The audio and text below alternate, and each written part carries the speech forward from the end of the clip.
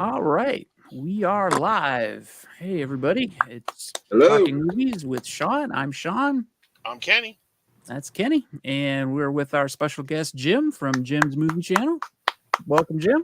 Hi, everybody. Thank you very much, guys. It's an honor and a privilege to be here with you.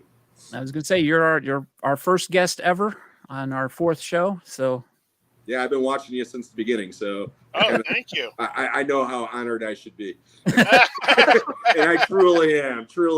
So, but no, seriously, it's great. It's great to be here. This is the first time I've ever done this. So you guys, pardon the expression, you're breaking my live stream cherry, so please be gentle with me. Awesome. we'll be gentle.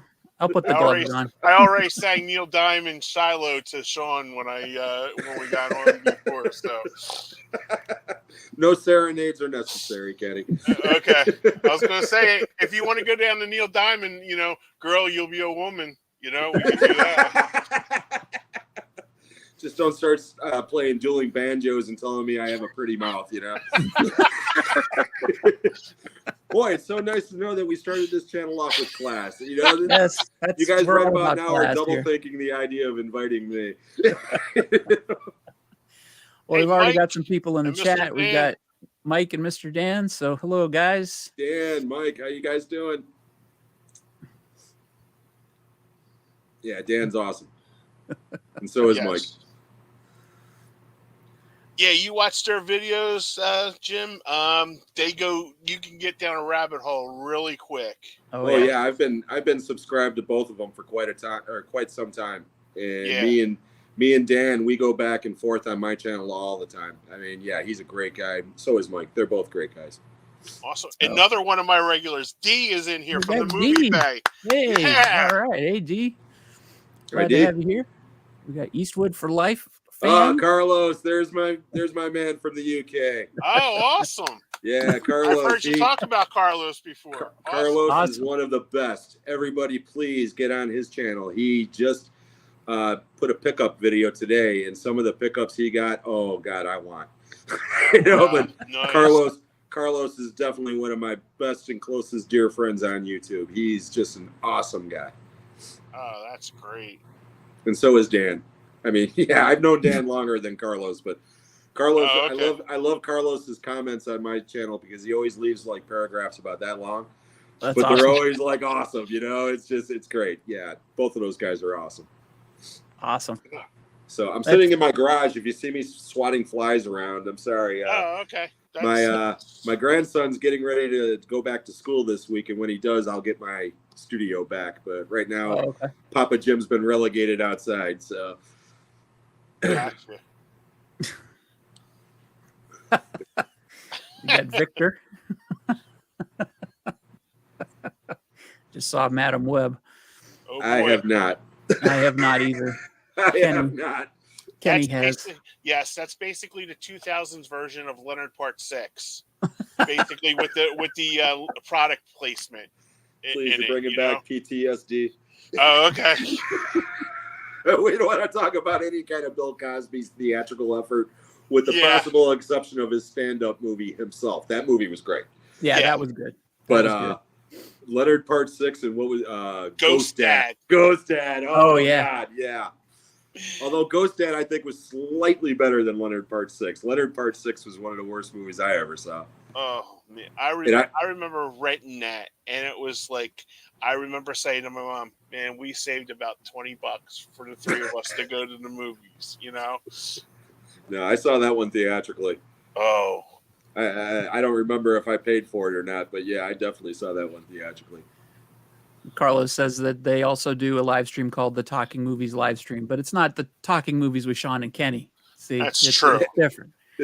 Without Sean and Kenny, it's not the same. So Yeah, and their live stream is awesome. When they get together, they basically tackle a particular topic, whether it be Bronson films or westerns or whatever. And yeah, they're a lot of fun. That's actually how I discovered you guys, Oh, okay. by proxy. Actually, Ah. I was on one of their channels checking out their live streams, and there was a follower of yours, Sean, Oh, and recommended your channel. And Oh. then literally within a couple of days, you guys did the 8 questions with Cheetah. Yeah. And I signed up immediately after that. And there you go. And speaking of Patrick, And there he is. There he is. Patrick. His ears were burning. yep. Yeah, he's a great guy too. Everybody, I've only been doing this now for about 8 months. I started in December, and I had no delusions of grandeur of, even if by some miracle I do get big, I'm never going to monetize. That's not the whole. Yeah, that's right. I'm here to talk about movies, and stuff. But the thing that's really stuck out to me is the people that have reached out in the comments on my videos. The community has just been outstanding. I mean, you hear all these nightmare or all these horror stories about people on social media and, typing in whatever. And I've seen comments like that on other people's channels, but I'd say 99% of the feedback I've gotten on my channel has been positive. And it's surprising and it's great. I mean, it's so awesome. I hope you guys are getting the same, treatment from your people, because it's just great. It really is.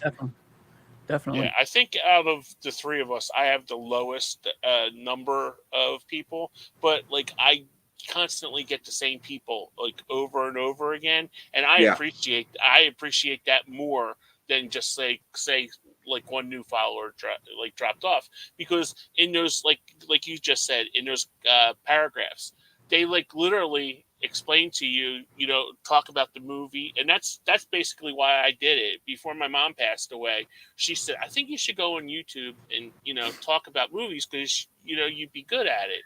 And it was just like with my like speech stuff going, and like stuttering a little bit, and plus I don't have the Don Johnson, quasi good looks. So and she goes, no, I think you should go on and do it. So it was like after she passed away, I was like, I made my first like the Hamilton book, not a sponsor yet, and I did. Blind behind Tubi. Yeah, really. Yeah. That and Tubi. Oh man, I'm telling you, dude, you have no idea how much I love those two places. And I did it, and it just kind of I got like really good feedback on it, and I just decided, just to go live, doing it, and I like it. I think she would have liked it, So that's how I am about it. So, Jim, what got you onto YouTube? Like you say, you've only been doing it for 8 months. What pulled the trigger for you? Well, to be honest, before the pandemic, I never even turned on YouTube at all. Started in the lockdown, and it was also coinciding about the same time that I'm a huge Rush fan.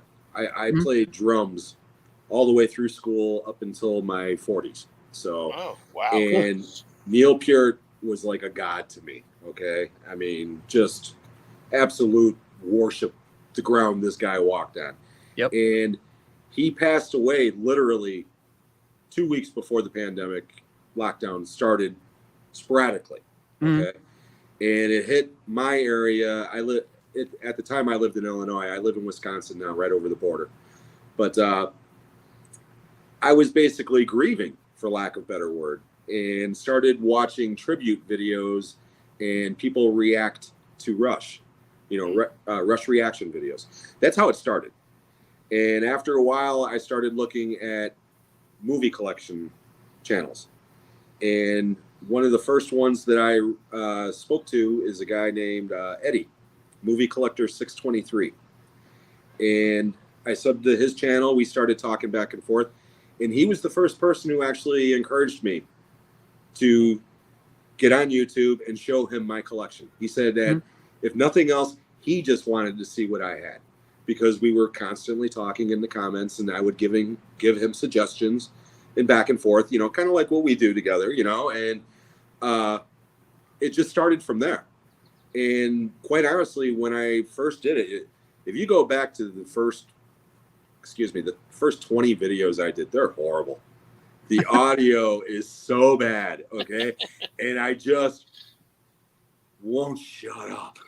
Okay? I mean, I have a problem where I ramble on too much. If I start doing that tonight, by all means, tell me to shut the hell up. I will not get offended, okay? But I'm doing a collection video of 20 titles, and the video's lasting a half an hour long. And half the time, it sounds like this. You can't hear me. Okay. Horrible. Okay. It took me quite a while, to figure it out. And even now, I film my videos with my phone. I literally stand here and do this. Okay. Mm-hmm. When I do my live stuff, I put it on my friggin' thing that my iPad's on right now, and I talk to it. Okay. I bought a tripod. The thing fell apart the day I put it together. You'd think it was from IKEA. And this is a hobby, okay, to me. It's something that I enjoy. I really do enjoy. Mainly, like I said, from the feedback that I've been getting from, people like you and Carlos and Dan and Eddie and the rest of them. It's been great.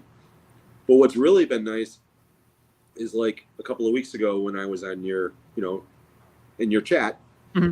and I suggested Frailty and Nightbreed. Mm-hmm. And you guys were like, wow, Frailty, I mean, you got it confused with another movie. You had heard of it, but neither of you had seen it. You have no idea how happy I was last week when you guys were both raving about it. Okay. Oh, okay, great. Nightbreed, I knew you'd be hit or miss on. Okay, because again, that's a very divisive movie. Right. It's one of those movies you either love it or you don't. Okay.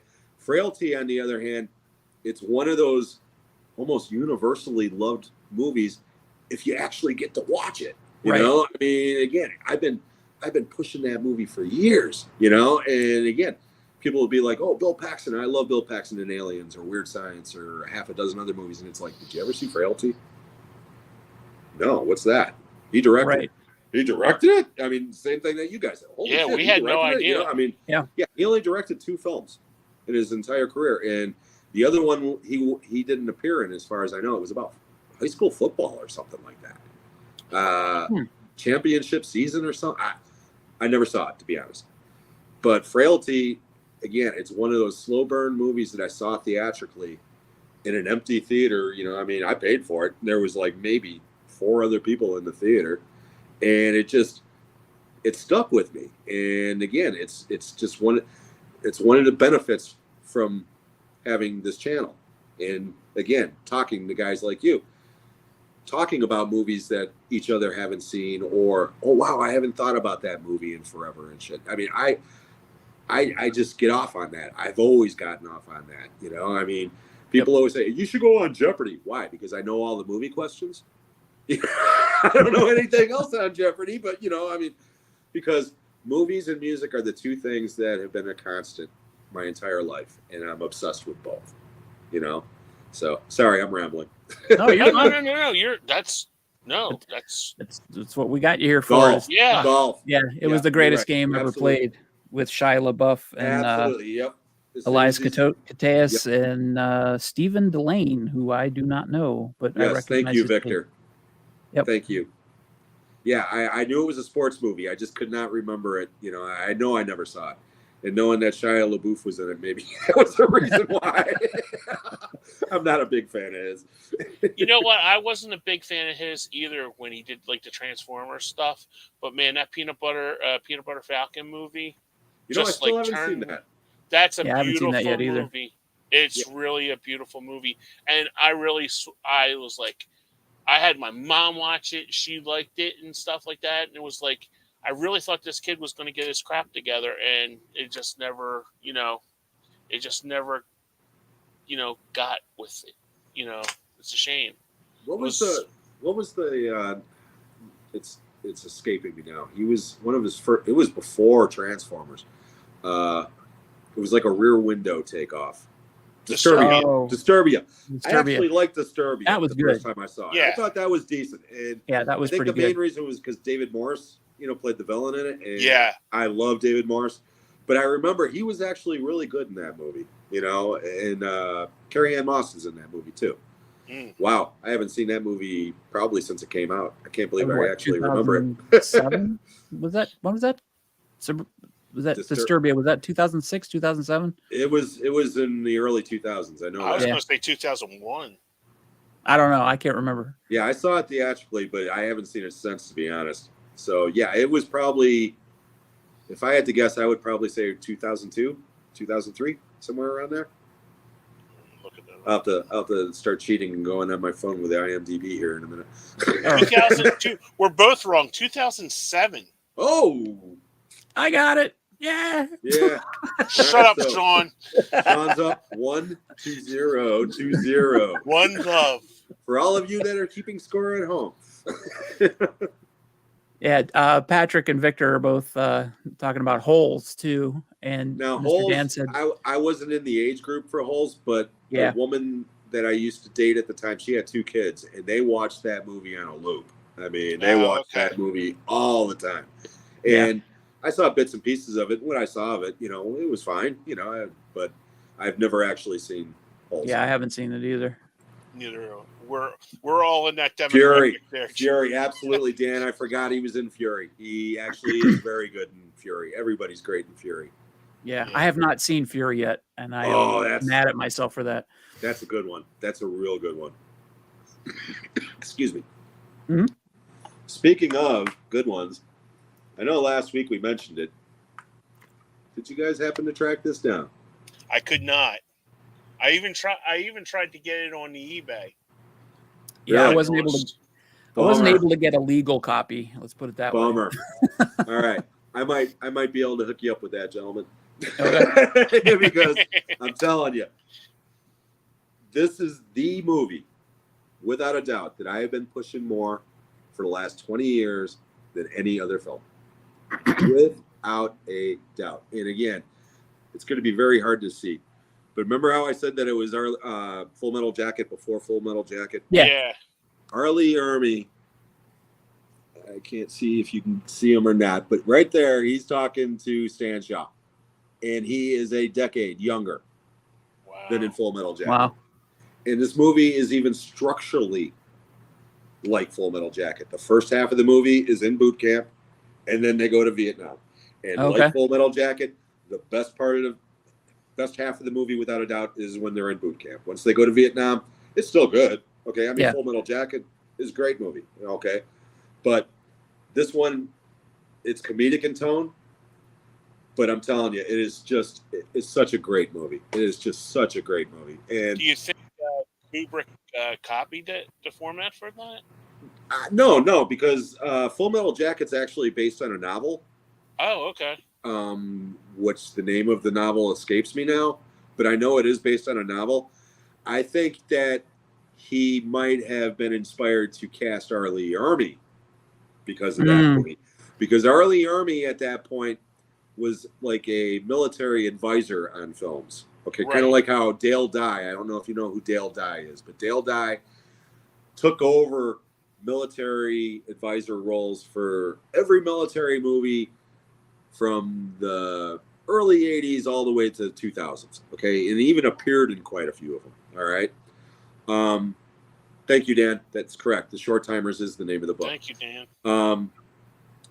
But anyways, R. Lee Ermey, that's how he got his start in Hollywood. He was a military advisor. He got hired as such on The Boys of Company C, and the actor who was playing the role wasn't as good as he was because he was a real DI.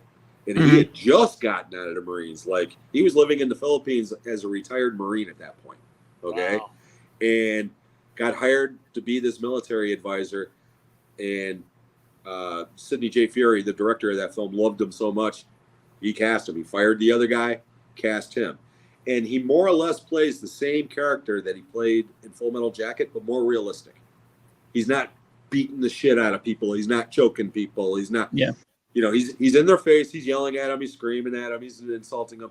But then they also show scenes where he's like pulling them to the side and saying, listen, dummy, if you don't listen to me, you're going to go over there and you're going to fucking die. And I'm trying to keep you alive, and I'm trying to keep them alive, And you didn't see any of that in Full Metal Jacket. No. It's a caricature of that type of character. And he played it brilliantly. Okay. I mean, the man got 20 years of screen roles because of that role in Full Metal Jacket. No doubt about it. Okay.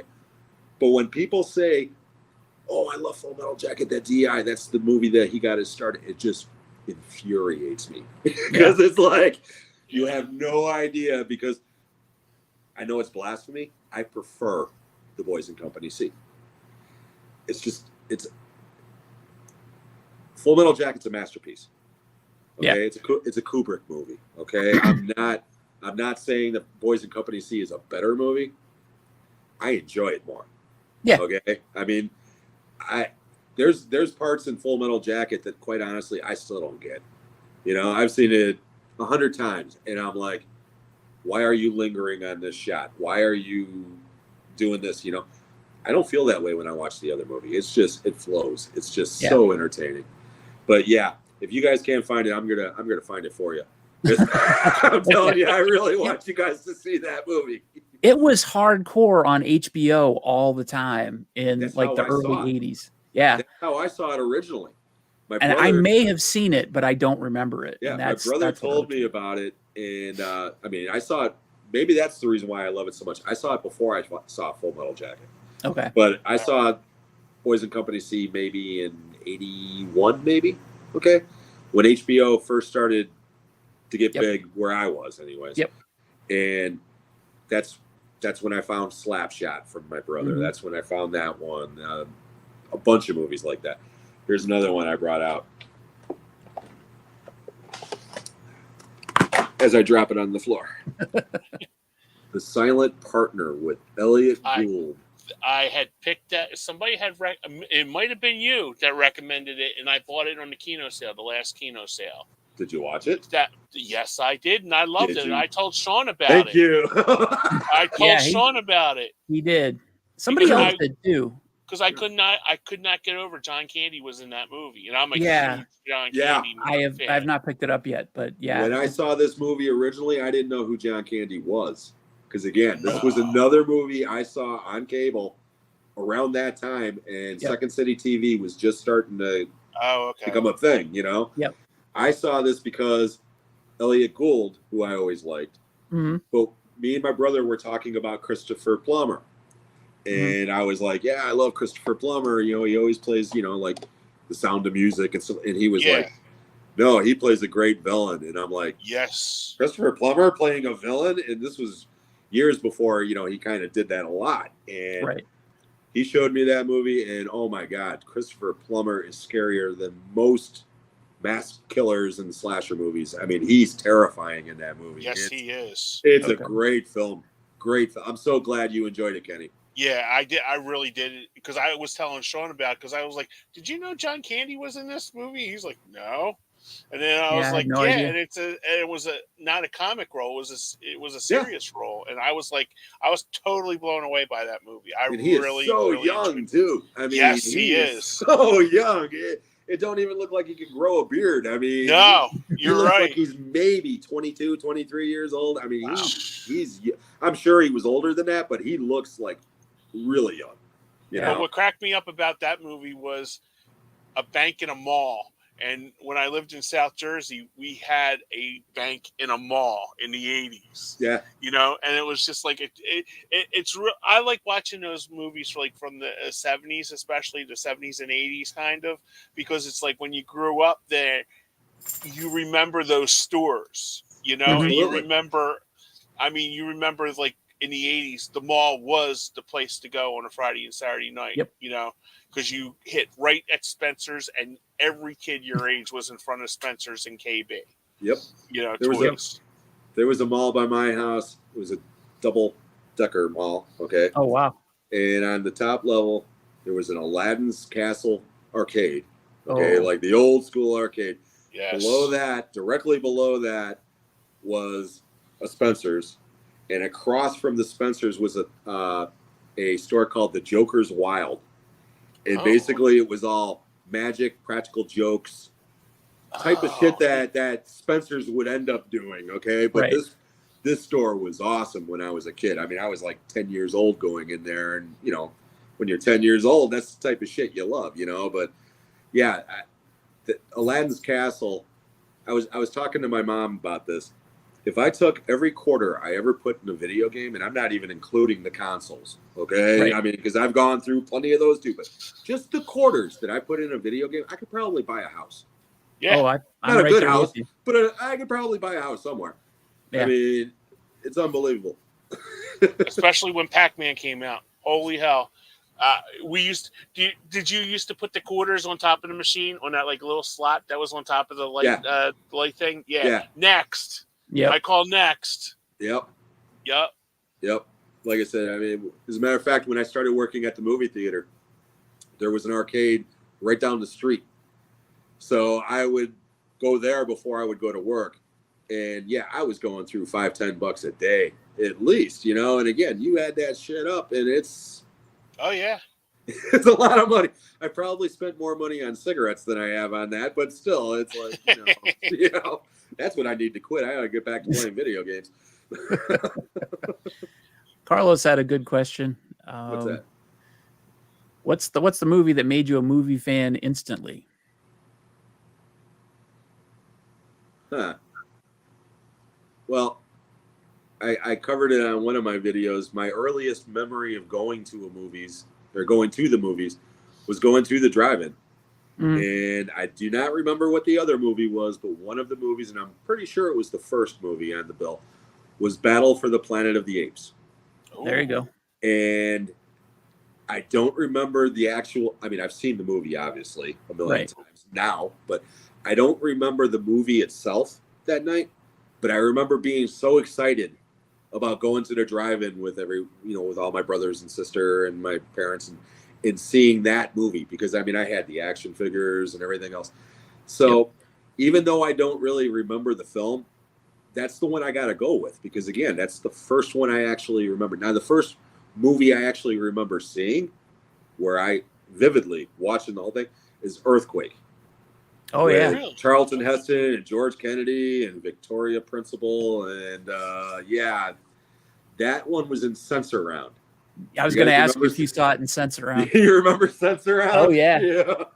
Yeah. I saw a couple of movies in Sensorround. Roller Coaster was another one. Roller Coaster and Midway with Henry Fonda, Glenn Ford, everybody and their brothers in that one. But those would be the two for me: Earthquake and Battle for the Planet of the Apes, for sure. Great question, Kenny? Carlos. Mine, it still remains Star Wars. Yep. I was totally blown away, because when you grew up and you had a 13-inch black and white TV, and I got to see it, I explained this in one of my videos before. My mom took me for my birthday. It was my 8th birthday. And we had been to, Disney. Like, my mom was a big, animated Disney fan, because we were that age, So we seen, like, Pete's Dragon in the movies and Hot Lead and Cold Feet. And, Hot Lead and Cold Feet. Yep. I saw that one. Gus, Gus, Kicking Mule.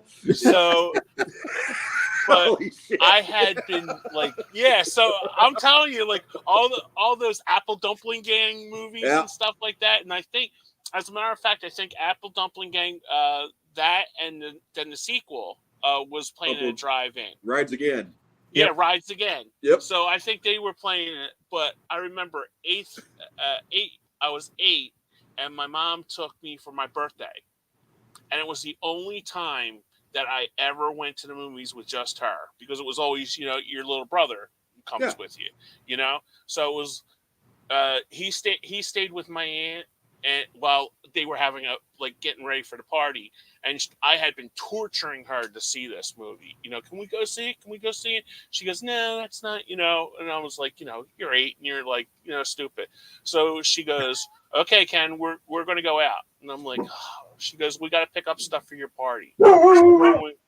So then we went, and we were going, and she goes, happy birthday. So we go in there, and when you see that on the screen for the first time, and you just grow up with a little 13-inch black and white, or, if the Sears guy didn't fix your console TV, so you go in there, and like my mom said, I said, Mom, what you think of it? And she goes, I just watched you and I enjoyed it. Because my mouth, as soon as you see this shit come onto the screen and it just takes over the screen, my mouth was I was agape by it, So I would say Star Wars. That's whenever I get depressed or something, put on Star Wars. Yeah. So that's mine. That's a great answer. Sean? That's a great one. I think the movie that probably hooked me as a fan the most when I was a kid and made me a huge movie fan was King Kong from 1976. Oh, another great one. Good one. Yeah. I cried. Me too. Yeah. I cried my eyes out. I did too. I used to watch movies on, Saturday afternoons with the Cleveland super host on Channel 43. And you see sort of like the local horror host or whatever. Yeah. And I remember watching the original 1950, that was the 1956 Godzilla King of the Monsters. And when Godzilla died at the end, I cried. But it was on TV, it was on. Right. So, and then watching the 1976 Godzilla and he dies at the end. Spoilers, everybody.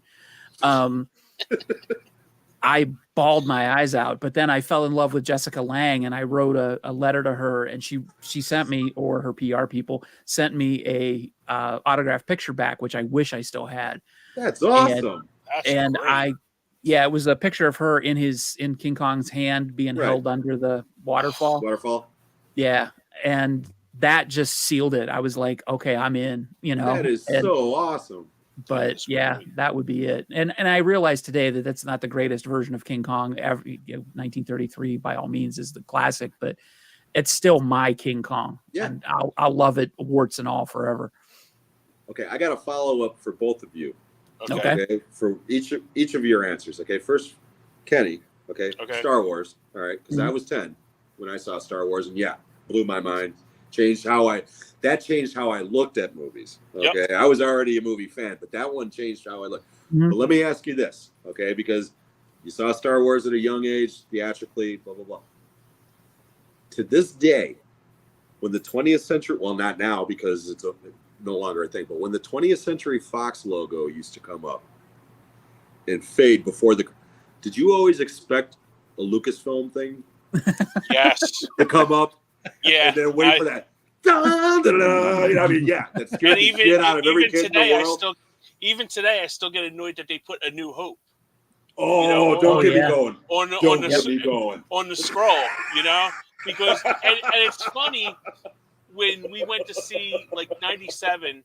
I dragged my brother and my friends, when they were doing the 97 when they did the 20-year reunion kind of thing for Star Wars, special edition. So I got up and I stood in the movie theater and started like clapping. And my brother's like, "You ass, why are you doing that?" And I'm like, "Shut up, Chris." So it's like I get up and it's still. I watch it on Disney Plus and I own it on the 4K and stuff like that. I still literally get goosebumps, when the Star Wars thing pops up. Yeah. But I do get pissed off when it says A New Hope, and and I just love the movie. I cannot get enough of that.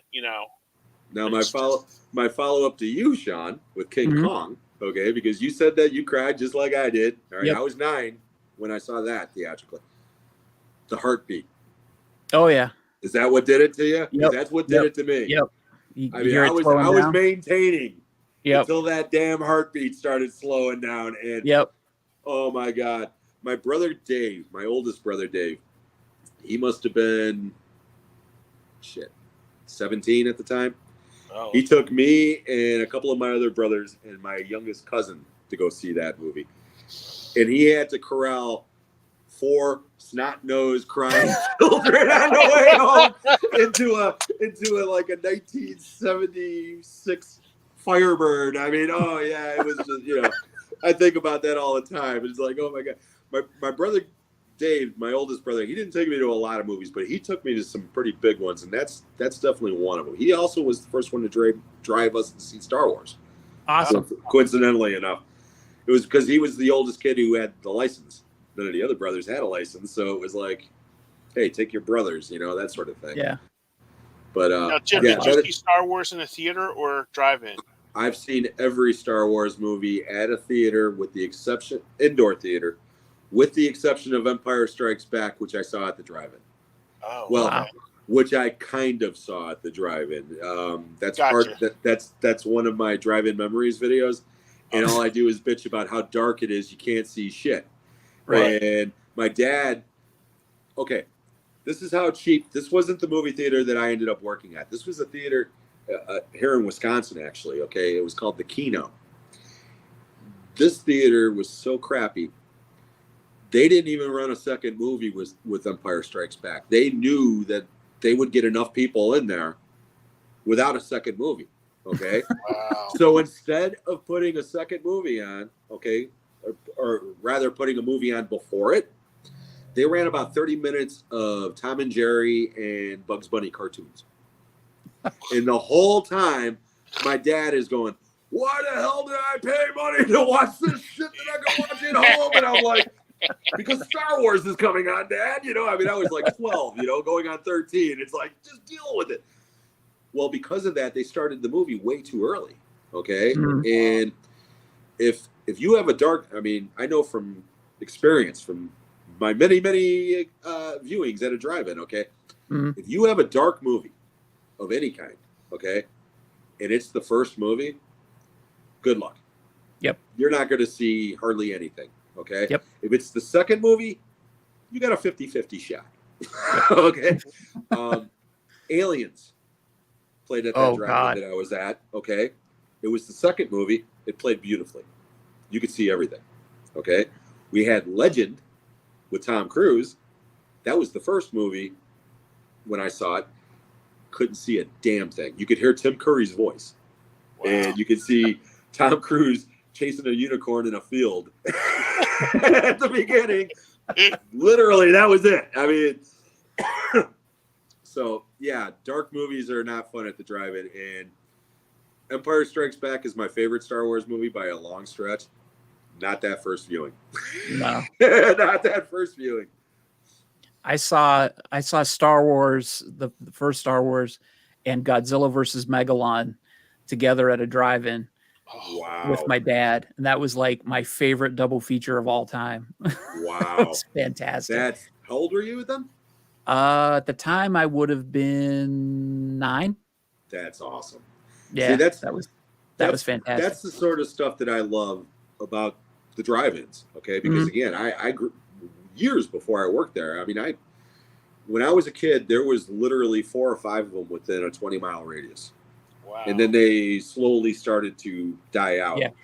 And the one that I worked at, McHenry, the one that I did the little video for, they almost closed that one down about 20 years ago, and it ended up getting landmark status.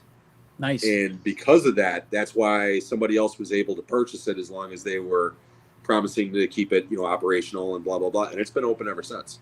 Nice. And that I haven't gone back to it. I mean, since it's been open, they're charging $14 a head now. When I worked there, it was $5 a carload. But it makes me happy knowing that it's still there. Yeah. Because maybe there's a 9-year-old going there tonight with his family. Yep. For the first time and seeing whatever is there, and it becoming one of his favorite memories ever. I mean, that's the type of stuff that I love. I just love it. If you can get a kid to watch a movie these days, that is. Yeah, that's true. That's true. Yeah, I think I talked about that last show. I met a kid. He was 21 or 22, and he said that he didn't just love movies. He loved the experience of going to movies. And to hear somebody that young say that gave me hope for the future, because so many people are just like, people these days don't watch movies, or if they do, they watch them on their phones and they watch them in chunks. And but unfortunately, as much as I hate that, I find myself doing that sometimes too. Yeah, I mean, I've watched movies on my iPad. I mean, I'll be sitting there and instead of getting up, I've got an 80-inch TV, and I'm watching Godzilla versus Kong on this. It's like, what the hell, man? Right. Yep. That's mainly because I don't smoke in my house, and this garage is kind of like my man cave, so I kind of hide out here. I can understand that. Yeah, put a big sign on the door saying, I am on an important conference call for 2 hours. Consider me dead. I hope you don't mind, boys. I got to light a cigarette. I'm dying. Oh, that's okay. No. You're in Wisconsin. I can't smell it. It's fine. Yeah. Any children that are smoking, please don't smoke. It's horrible. As I crack open a beer, no. The views expressed by Jim Tatro are not the views of Ken. Yeah, Jim's movie channel is definitely not sponsored by Tubi. Yeah. Carlos has another question for us. Okay. Movie actress star crushes. I know Kenny and I have talked about this a little bit, and Kenny made a Past or video, and I present? was going to, and I didn't. But Past or present? yeah, past or present, Carlos, if you're still here. Because I'll tell you, okay, me and Carlos, okay, we talk off of YouTube. We actually talk on WhatsApp a lot. Okay. And we throw movie challenges back and forth, movie face-offs back and forth. I hope I'm not giving up anything here, Carlos. But one of the ones that I mentioned to him was Logan's Run or The Running Man. Okay. And he picked Running Man, which I figured he would. Most people would. Okay. I picked Logan's Run. And the reason why is because Logan's Run, and this is going to sound real scuzzy, sorry. Logan's Run I saw when I was 9 years old, and Jenny Agutter was the first naked woman I ever saw that wasn't named Mom. Okay? And let's just say that burned into my brain at an early age, and I've been in love with that woman ever since. I saw her on a TV show that my wife was watching on Netflix. She's got to be 70 now. And she's still a beautiful woman. Yep. Okay? I mean, Jenny Agutter was probably my first crush. But my biggest one of all time for the last 20 years, and it's still going strong, Salma Hayek. Oh, yeah. The first time I saw From Dusk Till Dawn, no, Desperado. I forgot. Oh, I saw Desperado before From Dusk Till Dawn. Yeah. The first time I saw Desperado, I was like, my God, this is one of the most beautiful women I've ever seen in my life. And then I saw From Dusk Till Dawn, and she did that dance, and Yeah. I've been in love with her ever since. Oh, yeah. She's just an incredibly beautiful woman.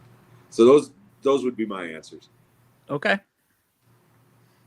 Kenny? My past, Elizabeth Shue. Been Yeah. in love with Elizabeth Shue since I seen her in Karate Kid. I just, man, there's something. And I just watched Palmetto with her in it from 97, 98, I think. Mhm. Woody Harrelson. Man, absolutely stunning. I love her too. Yeah. I love her too. And my favorite, and I still, Sandra Bullock. There's just something about her. I seen her. I remember the first time I seen her in Demolition Man, and I was like, I remember like we're sitting in the movies, and I said to my brother, "Who the hell is that girl?" You know, my brother's like, "Shh." You know, it's like opening weekend, you know, and I'm like yelling, "Who?" And I said it really loud because he even laughs. He even tells his wife about it. He goes, "No, Kenny loves Sandra Bullock." The first time we seen it, he like disrupted the movie because I literally turned to him in the movie theater and I said, "Who the hell is that girl?" Like at that, you know, and you could hear Chris go, "Shut the hell up." And I could not get her out of my head. Like, you know, and we didn't have the internet back in 95, you know? Right. So it was like, I was looking for everything. And then a masterpiece came out while you were sleeping. And I'm like, oh my God, I love this girl. And I even said to my mom, I am going to marry Sandra Bullock. How'd that work out has for? never happened. but I still hold out. I watch everything she's in. I just think, you know, and you don't hear like a lot of trash about her, like being a bad person or nasty or, you know, and she just likes to keep out of the spotlight and stuff like that. And I just admire her for that because she's like she's a dynamic superstar, you know. She's a great actress. She's a great actress. And it's just like because there's something about her that just like I don't know. It's like she's a decent person, you know. That I personally think, you know. As far as you know, yeah, as far as I know, and I'm just know. like, oh yeah, exactly. She could be like dog fighting or like cockfighting in her backyard wherever she lives, you know. But it's like to me, it's like she can't do no wrong, you know. It's just like.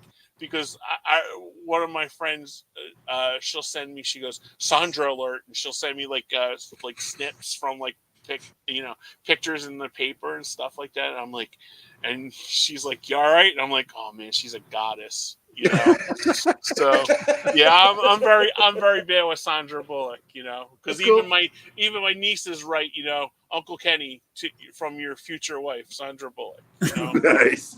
So I would have to go with past, and probably still looking very good today would be Linda Carter. Oh yeah, Wonder Woman. Woo. Wonder Woman. When I was a kid, I did. You know, I was too young to know what was happening to myself, but I knew something was going on. But I have to an honorable mention, and this I don't know if you guys remember. Do you remember on the Banana Splits, Danger Island with Jan Michael Vincent? Chango. Yeah, exactly. There was a girl on there. I don't know how to pronounce her name. Her name was I think Ronnie Troop or Ron Troop. Oh, okay. And she wore this little midriff bearing shirt, and I don't know how old I was, but that got me for some reason, and I was just like mesmerized by it. I was totally in love with her, had no idea what was happening, but I've never seen her in anything else ever after that. Looking up pictures of her, because I was going to do that movie Crush video that Kenny did that I ended up not doing for some reason.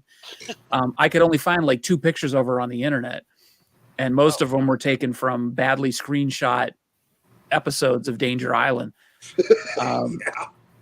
But yeah, definitely her as an honorable mention. But Linda Carter, definitely present. I can't really pick anybody present. Somebody said in the comments, Carlos said these modern day painted dolls can't match true beauty, in my opinion. Yeah. I don't know. Charlize Theron's pretty damn hot. Yeah, that's a good one. That's okay. Yeah, I could go with that. Yeah, but you know what? See the problem with like the picks that we got. Okay. Yeah. They're all in our age range. Right. Yeah, exactly. You know what I mean? Well, I mean, because if we look at it like a 20-year-old, you know, we're like, wait, the pervert list. I said Jenny Agutter. That woman's 70. Okay, no, but I'm just saying, you said Selma Hayek. You know, like you're. Yeah. Yeah, she's a year younger than I am. I get what you're saying. Yeah, so it's like even like Cassandra's 3 years older than me. Okay. Right. But it's just like everybody in that age range. It's like we're not picking like I don't know, like what's the girl with the big boobs? Sydney Sweeney. Yeah. Oh yeah. It's that doesn't do it for me. Yeah, you that know? was. I like. But super creepy. I don't know her from anybody, quite honestly, because to your point, okay, most actresses that are younger, I don't follow their careers. Exactly. I don't. Right. And it's not that they're not good actors or they're not good looking or whatever. It's just there are so many celebrities these days. Mm-hmm. Okay, whether they have talent or not, I can't keep up. Right. And quite honestly, maybe it's because I'm getting older. I mean, all 3 of us are around the same age. I'm going to be 57 in a couple of weeks. Okay. I'm 55. I'm 56. There you go. All right. So perfect. All right. Me and Carlos were talking about this recently. They don't make movie stars like they used to. Nope. No. Male or female. Shows ago about and that. even the ones that we grew up, our generation's movie stars, aren't as good as the ones before them. I really feel that way. I mean, think about our action stars that we grew up with. Okay, you've got Stallone, Schwarzenegger, Van Damme, Seagal. You know the general group. I ain't throwing Bruce Willis in there because he was a little more versatile. He did a lot of comedy and stuff like that. Okay, but you can throw him in there as well. All right. I love Reynolds in there.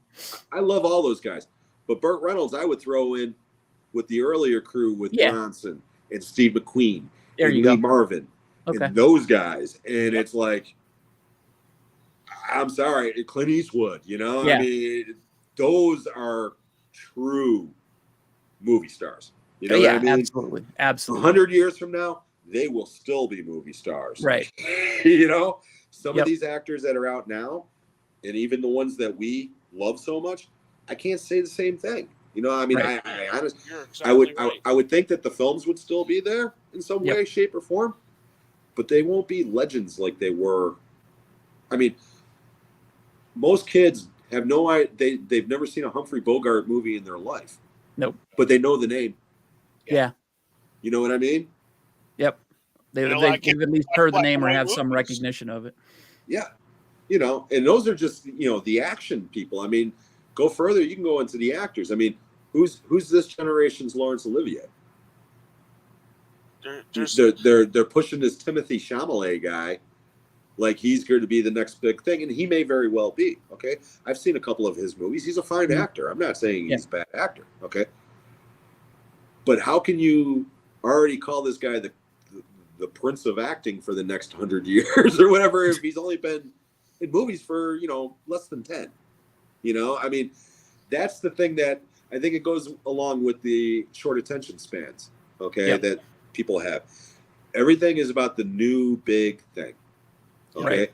I mean, Val Kilmer became a big star, but he started off making a couple of movies that hardly anybody, I mean, we remember Top Secret and Real Genius. Okay, and then he got to go into Top Gun. Okay, or even Tom Cruise. Okay, Risky Business was huge, but before that, he had a small part in Endless Love, and then he was in Taps with Sean Penn and Timothy Hutton and The Outsiders. And then he got the break with The Risky Business. But then he did a couple of movies after that before Top Gun made him a huge star. Now, nowadays, that first movie, if it made $50 million on the, you know, overall gross, like Sydney Sweeney, that Immaculate movie, which I still haven't seen. Okay. All right. But I remember when that movie came out, because it made $10 million opening weekend, everybody was saying that she was this major movie star. And I'm like, I have no idea who this woman is. I had to Google her. And then I'm like, oh, she's the girl whose phone got hacked and all of her nude pictures showed up online. I mean, literally, I have no idea if she's a good actress or not. I've never seen anything she's ever been in. I know she's in that Madam Web movie. We've already established. I haven't watched that. Right. Please don't. I won't. If I do, it'll be like on free TV, and the only thing that's getting wasted is my time, you know. And even then, Well, I told Jim about the I told Sean about this. I had subscribed for Netflix for 1 month just because Sean had told me Godzilla's on there. Okay, the new Godzilla -1. I had not seen it. Sean had said how great it was. Yeah, I haven't seen it yet either. I want to. Dude, it is friggin' amazing. Okay, I'll just leave it at that. But I got on there, I watched it, and I said to Sean, I said, "Ooh, Madam Web's on here. You know, I can catch that in that month." So I go in to get it. Well, they locked it because I had got like the bare minimum. I think it was like $6.99 for the month subscription for Netflix, and you had to go up another tier to get that. And so that's like, ridiculous. I'm not doing that. And it was the same thing. There was another one that I was interested because I have Paramount Plus through Walmart. I get like, you know, the Walmart at home kind of thing. Yeah. So it was like, oh, I can watch Talk to Me. Well, it was locked because it was like a Showtime exclusive. I'm like, what the hell? Yep. You know? Yep. So, yeah.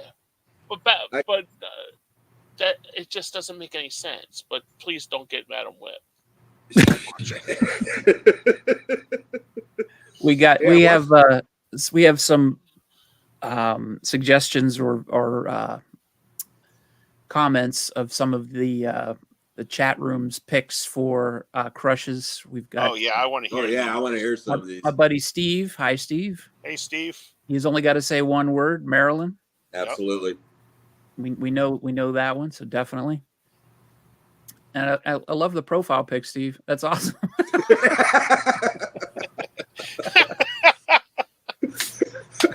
I just noticed that. That's fantastic. That's great. Patrick, Tina Louise, and Dina Meyer. Oh yeah, Dina Meyer in Starship Troopers. Yep. The shower scene. Dizzy. Yeah, that's exactly what I thought of too. So is that right? See, I always preferred Marianne to Ginger. Yeah, I did too. Maybe it's because I'm a Midwest guy. Something about, you know, the farmer's daughter. You know, something about Marianne. I like Marianne. Wasn't that always a question in high school? Who would you want to bang? You know, and then you'd always have like that one person, one of your. What kind of high school did you go to? Yeah. I think in It my school it wasn't quite that pointed, but yeah. It Oh, was, okay. Well, Well, it was like you you'd always have prefer. that one friend and go, "Man, I'd go for Mrs. Hal because we would be rich afterwards." You know. Okay. From that context, now I know what you're talking about. All right. I want a big Marianne, you know. And Patrick also said that Jenny Agutter was his first nude scene as well. Yeah. Carlos Raquel Welch. First time I seen Raquel Welch was on Mork and Mindy. Really? I swear that's the first time I seen her when she was the head alien that came to to tempt Mork. And I was like, "Who the hell is this?" And my uncle goes, "You'll learn." I never knew saw she was Fantastic on Voyage. That was my first introduction Oh, to okay. her. And Yeah. 1 million years BC. when I was at a young, impressionable age. And yeah, I'm a big fan of hers as well. Absolutely. He also picked his number 2 and his number 3. Claudia Cardinal, absolutely. Once Upon a Time in the West. Yes. Okay. She is just absolutely beautiful. She's also in The Professionals too. I've seen her in The Professionals. Everybody's recommending that movie to me, and I still have not seen it. Oh, it's so good. I'm going to eventually, but yeah, there's so many westerns. I love westerns. I just don't have enough of them. You know, I'm here to. It's a genre that I really want to get more into, because my father was a huge western guy. You know, but he leaned more towards John Wayne, whereas I'm more Clint Eastwood. Yeah. Clint Eastwood westerns are the best. Kate Winslet's that's a great present pick. I totally forgot about her, which is kind of sad. Yeah, as long as you're not floating on a board. Hold on, Jack. Hold on. I'll never let you go. We had a discussion about that one time, and it was like she could be the biggest villain in the movies. You know, you couldn't move the hell over and let the poor guy and the guy drown, you bitch. Yeah, not only that, and then she ends up taking the diamond and going, boop. Yeah, exactly. I think between her and Jenny from Forrest Gump, they're the two biggest villains in movies. I got a third one for you, and I've been arguing with people on this one for years. Jones the cat from the original Alien. Oh, that's interesting. And if you don't agree with me, ask Harry Dean Stanton how he feels about it. You know, okay. That cat caused more shit on that movie than it had out. The first time I saw that movie, I'm screaming, "Fuck the cat!" Just leave the cat. You know what I mean? Pardon my language, but I just that's all right. That has pissed me off for 45 years, man. I mean, it's like, screw that cat. If the cat ain't smart enough to run away from the xenomorph, it gets what it gets. I mean, it's got 9 lives. It'll be fine. Mr. Dan had a crush on Brooke Adams. Another early Invasion of the Body Snatchers was another early theatrical. I was 11 for that one. She broke my heart in the Dead Zone. I cannot believe to this day that Invasion of the Body Snatchers was rated PG. That's right. I mean, think about it. Not only has it got the full frontal with her, Donald Sutherland smashing the clone of him is one of the most disturbing things I have ever seen. That's true. It just traumatized me as a kid. I mean, theatrically, that just shook me to my core. But yeah, that's one of my favorite movies of all time. That's a great movie. That's a great movie. Dead Zone, absolutely. That's one of my favorite Cronenberg movies. It's definitely one of my favorite Stephen King movies. Yeah, definitely. I love that movie. That's one of my all-time favorites. Yeah, she totally broke my heart in that movie, even though it wasn't her fault. Right. All right, and then Steve got another one. I think he's going with Scarlett Johansson there. Can't go wrong there. Nope. Yeah, ScarJo's pretty hot. Oh, here's a good one from Mr. Dan. Catherine Ross from the 70s. Oh, yeah. There you go. Unless I could say, that she's, she's easy because of Butch Cassidy and the Sundance Kid, but it is what it is. Actually, no, that's not true. Catherine Ross is awesome. She's married to Sam Elliott. So they've been married for like 50 years, haven't they? I mean, Sam Elliott's like the coolest man alive. So, I definitely. Okay, Carlos is throwing some good questions Thank our you, way. Carlos. Carlos is the man. I'm telling you guys, Carlos is the man. An actor or actress, in your opinion, that should have been great but fell well short. And his choices are Mickey Rourke and Demi Moore.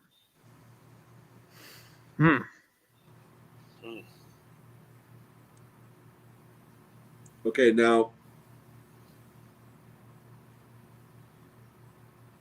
how about somebody that was great and then fell? Because the first thing that popped into my head was Kevin Spacey. Yes. Because regardless of whether your opinion of the man, he was an incredible actor. Oh, yeah. When he was on. You know what I mean? Yeah. But as far as like careers being cut short, my first instinct on that would be Brandon Lee. Yeah. Because I think he would have been catapulted into being a major star after The Crow. I really do believe that. He's phenomenal in that movie. He really is. How many movies did he make other than The Crow? I think there was only Rapid one. Fire and Showdown in Little Tokyo. Okay, so there's 3. And total. he may have done like Blasters? a small part in something. Yeah. What's that? Shadow Blasters? Yeah, like I said, he may have, but I know those were his Laser Blast. his 3 main U.S. theatrical releases. Okay. And I like all 3 of those movies. Mm-hmm. Yeah. What about you guys? What do you think? The guy that I thought, this guy, man, he's going to be like a really big superstar. And I told Sean about watching this one. I liked Armie Hammer. Yeah. Yeah. He's a good actor. He's a good actor. I loved Man from U.N.C.L.E. I thought that, man, I was like, okay, that's set up for a tentpole. That's going to be like a 3 movie. Him and Cavill had really good chemistry in that movie.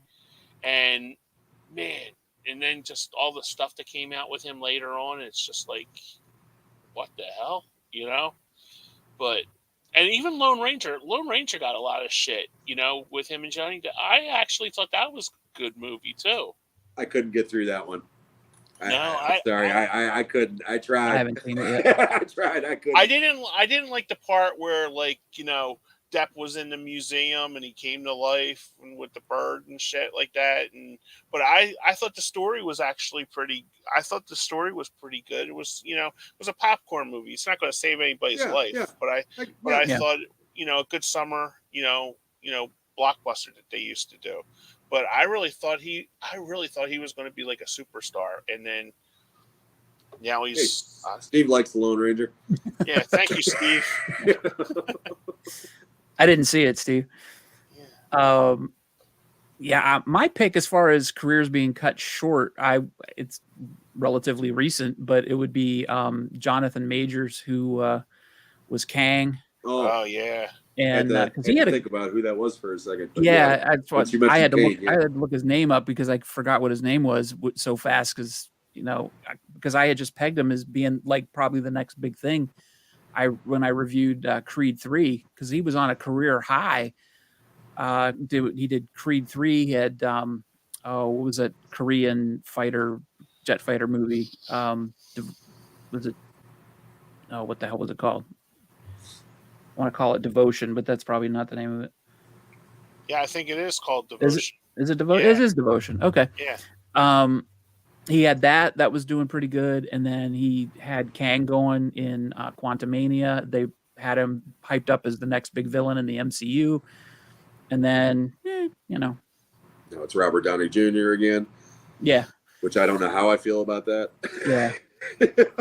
So I don't know. I think he had a very, very short career, but I think he had a lot of promise because he was a great actor. Yeah. For the little bit we saw of him, but yeah, he's gone.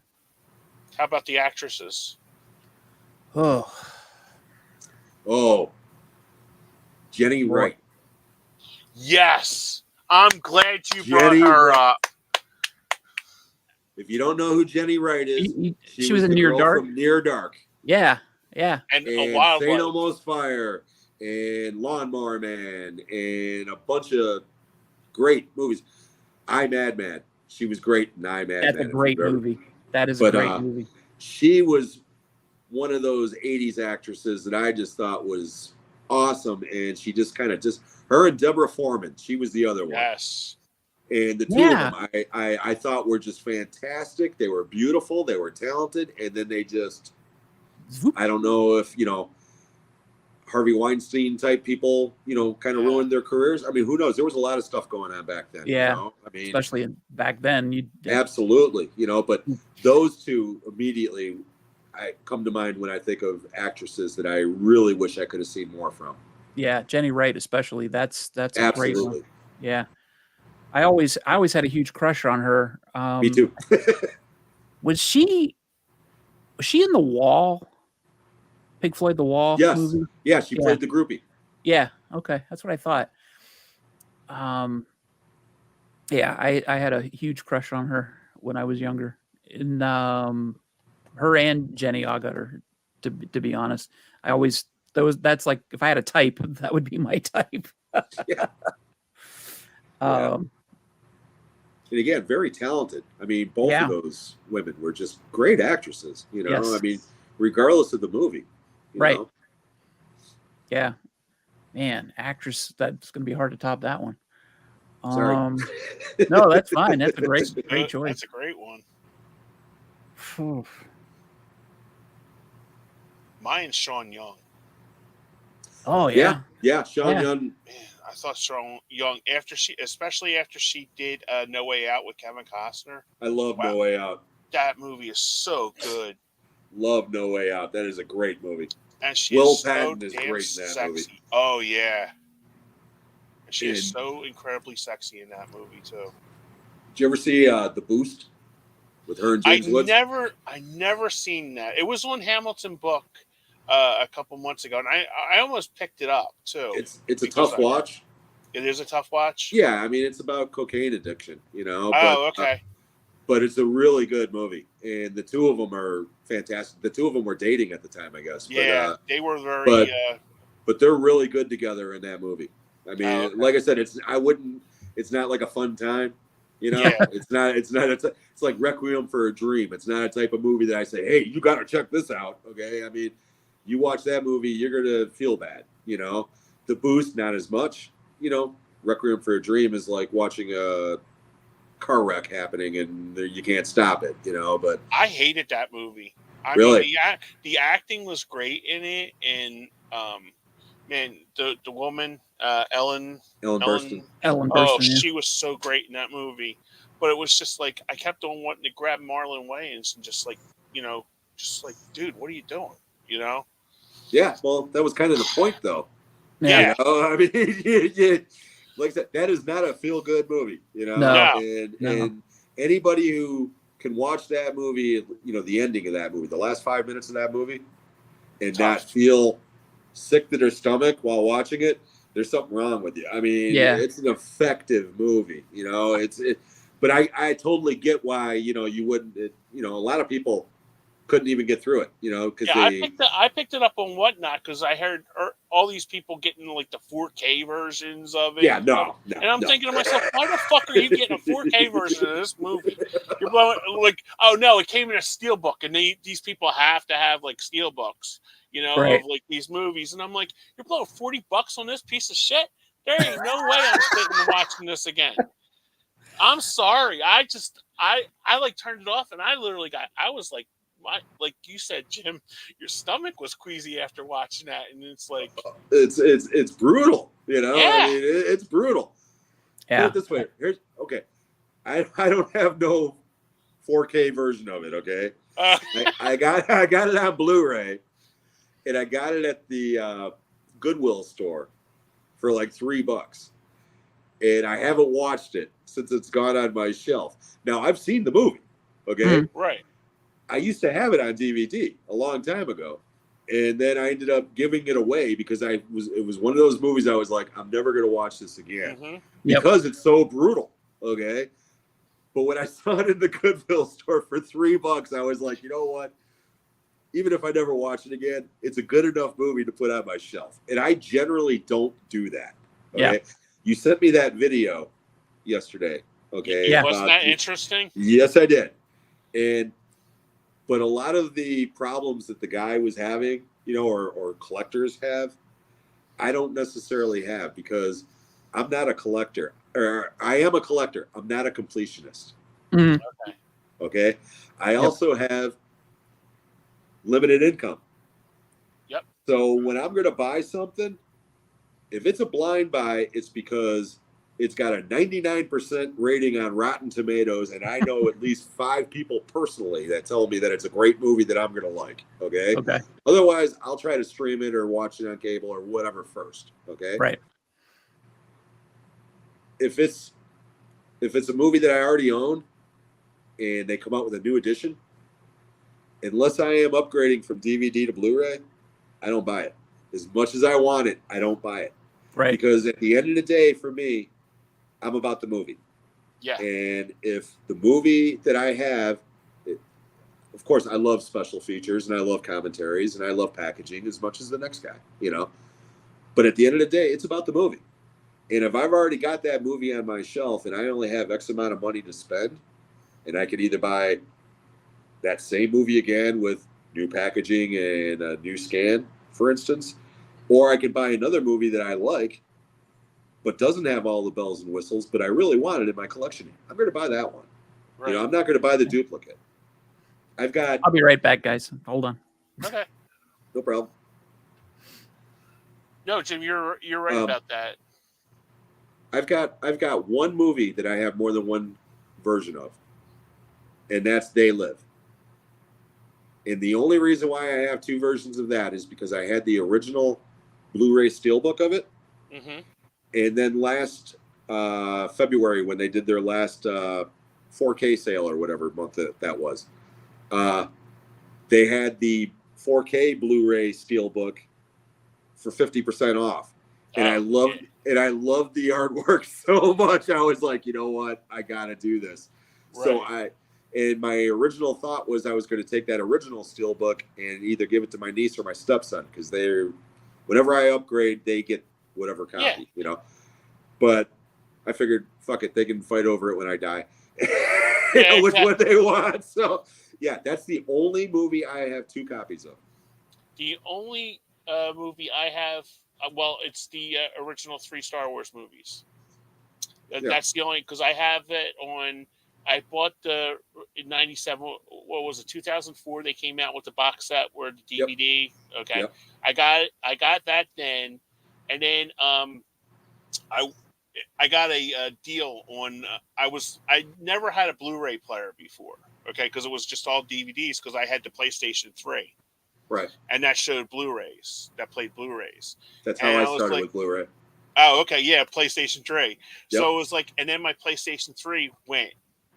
Yep. So I found this guy on Facebook Marketplace, and he was selling 2 Blu-ray players and a whole stack of movies. And the one that I seen was the thick box set of all the Star Wars movies. In like the box, the white, the tan box or something like that, and he wanted $20 for everything. He was a college kid, so we met up in the parking lot at Whitman Diner. I still remember this, and he showed them to me, and they were like a whole bunch of like 4Ks, and like all I wanted was the Blu-ray player and the Star Wars. I couldn't give a shit about the other movies that were in there. So I gave him $30. He goes, no, I only asked for 20. I said, no, dude, here, you're a college kid, here's $30. So I get it home, and it was like, put one of the Blu-ray players in Mom's room, took the other one down there, and I just like watched Star Wars again. Mom's like, "Why you watching that damn movie again?" I'm like, "Mom, trust me, it's on Blu-ray this time." And she's like, "Oh, okay," because I didn't have it. And then Sean was nice enough to gift me a 4K player. I'd never had a 4K player, and I went and the Disney sale. I bought the 3 Star Wars movies. Yeah. On 4K. So it was just like, those are the only, we were just talking, Sean, about like movies that you have duplicates of. Ooh. Like that you would buy. Like, yeah, I'm looking at the stuff behind you going, Yeah. Yeah. So you have a problem is what you're saying. without saying? No, just I have I certain movies I will buy multiple copies of, but not so much the same version. Like I don't have. Well, let me rephrase that. Um, like I have multiple copies of Star Wars on Blu-ray. I've got the what do they call it? The despecialized version. I've got the official special edition. I've got it on 4K. I've got Jaws on Blu-ray. I've got Jaws on DVD. I've got Jaws on 4K. I've got Jaws with a steelbook. I've got Jaws with a digibook, because those are my favorite movies. I was gonna say, you like Jaws, do you? I do. He's like, no, Jaws is my favorite movie. But Superman the movie, I have a couple different versions of that, but they're different versions. I have the TV version. I have a 4K version. I have Superman 2, the Richard Donner cut, and then I have the 4K version of that, stuff like that. But there are very few films that I have multiple copies of other than those. Like I think I have 2 copies of Beetlejuice just because it was on a multi-pack, and then I bought it separately. Just because. So now the other thing is the guy was talking about shelf space. That's the problem. Can you tell Sean like sharks? Yeah. The guy was talking about shelf space. That's the problem that I'm coming down with. Mm-hmm. Because again, when my grandson moves out full time, yeah, I'll convert his room into like my man cave, and that's where I'll put up some more shelves and this and that. But I've got my DVDs in boxes. Yeah. Because, I mean, it's, and I'm running out of room for my Blu-rays at this point, and people keep asking me, hey, when are you going to upgrade to 4K? Never. And the reason why, I've gone through this so many times in my life. I had the VHS, and then I went to the DVDs, and then I went to Blu-ray, and it's just like the video game thing. I started off way back when with the Atari and went through all the PlayStations and everything else. When I got a Blu-ray player and the nice TV and a PlayStation 4, I told my wife, I'm done. Yep. When they stopped because as soon as I decide, okay, screw it, I'm going to go ahead and get 4K. Number one, I'm going to start over again, which I don't want to do. Number two, they'll come out with 8K or something. You know what I mean? It's like, and I love Blu-ray. To me, especially with the older titles, they look fantastic on Blu-ray for the most part if it's a good transfer. I mean, and some of the newer ones too. I watched Apocalypto again the other day. Have you guys ever seen that? Yeah, I have not seen it yet. Mm-hmm. There's it in Blu-ray, in high def. There's a scene at the very beginning where it's just a jungle shot. It takes place in the rainforest. Or not rainforest. Well, kind of. But anyways, you could see leaves from trees, 20 yards behind the main focus, and it's like, I saw that movie theatrically and it didn't look that good. Yep. Now in 4K, I might be able to see that leaf 30 yards down, but it's like, I don't need it. It's Blu-ray is great. I love Blu-ray. I'll stay with Blu-ray until they stop making them. And then I'll just buy old titles, which is basically all I do anyways. I was just going to ask you, do you find yourself buying older movies than newer movies? Yeah, so same here. Yeah, and I didn't even realize that until I started doing my channel and did that 50 Years in Film series. Mm-hmm. I don't know if you were familiar with that, Sean, or not, but when I first started my channel, I read an article about Blazing Saddles coming out in 74. It was turning 50 years. And I decided originally just to do a video of the movies that I had in my collection from that particular year. Mm-hmm. And I said, if you guys are interested in this, let me know. And I'll do one for each year for the next 50 years. And I ended up doing that. And it ended up being a really... Thank you. Carlos, thank you so much, buddy. Take care, Carlos. Thank you, Have a Carlos. good night, my Thanks for all friend. all Yeah, the it's great in the middle of- questions. We appreciate It's in it. the middle of the night there in England. I mean, that Yeah. poor guy. Oh, that's true. Yeah, it's, Yeah, it's what, 1 o'clock. 1:20. Yeah. Have a great night, Carlos. Thank you you. so much, my friend. But anyways, it was a great way to showcase the majority of the films in my collection. Okay, instead of actually saying, okay, I'm just going to do a collection video on my sci-fi movies or my horror Mhm. movies. You know, it kind of broke it up. Mhm. But when I was doing that, I was realizing it was like, as I was going further, you know, to the present, I was running out of movies because almost all of my movies were from the 70s and 80s. Yep. And it was like, not only that, but the quality was going down too. Yep. And at first I thought maybe it was just me going, all right, you're just old. You're in love with these older movies because you've lived with them for so long, you know, and you're biased and stuff. But again, from talking to people in comments, and they're all, you know, I'm talking to 20-year-olds, and they're like, dude, I never saw that movie until I saw that video, and then I watched it on Tubi or whatever, and wow, Yeah. that was great. How come they don't make movies like that anymore? And it's like, they do. They're called remakes, and they're horrible. Yeah. Mhm. Yeah, Yeah. you're right. Well, that's because they make movies by focus group and committee now. They don't make Absolutely. them by artistic. And it's all IP driven now. Yep. You know, I mean, people like to blame Marvel for that, and that's not true. I mean, No. it started before that. Oh, but yeah. Marvel just perfected it.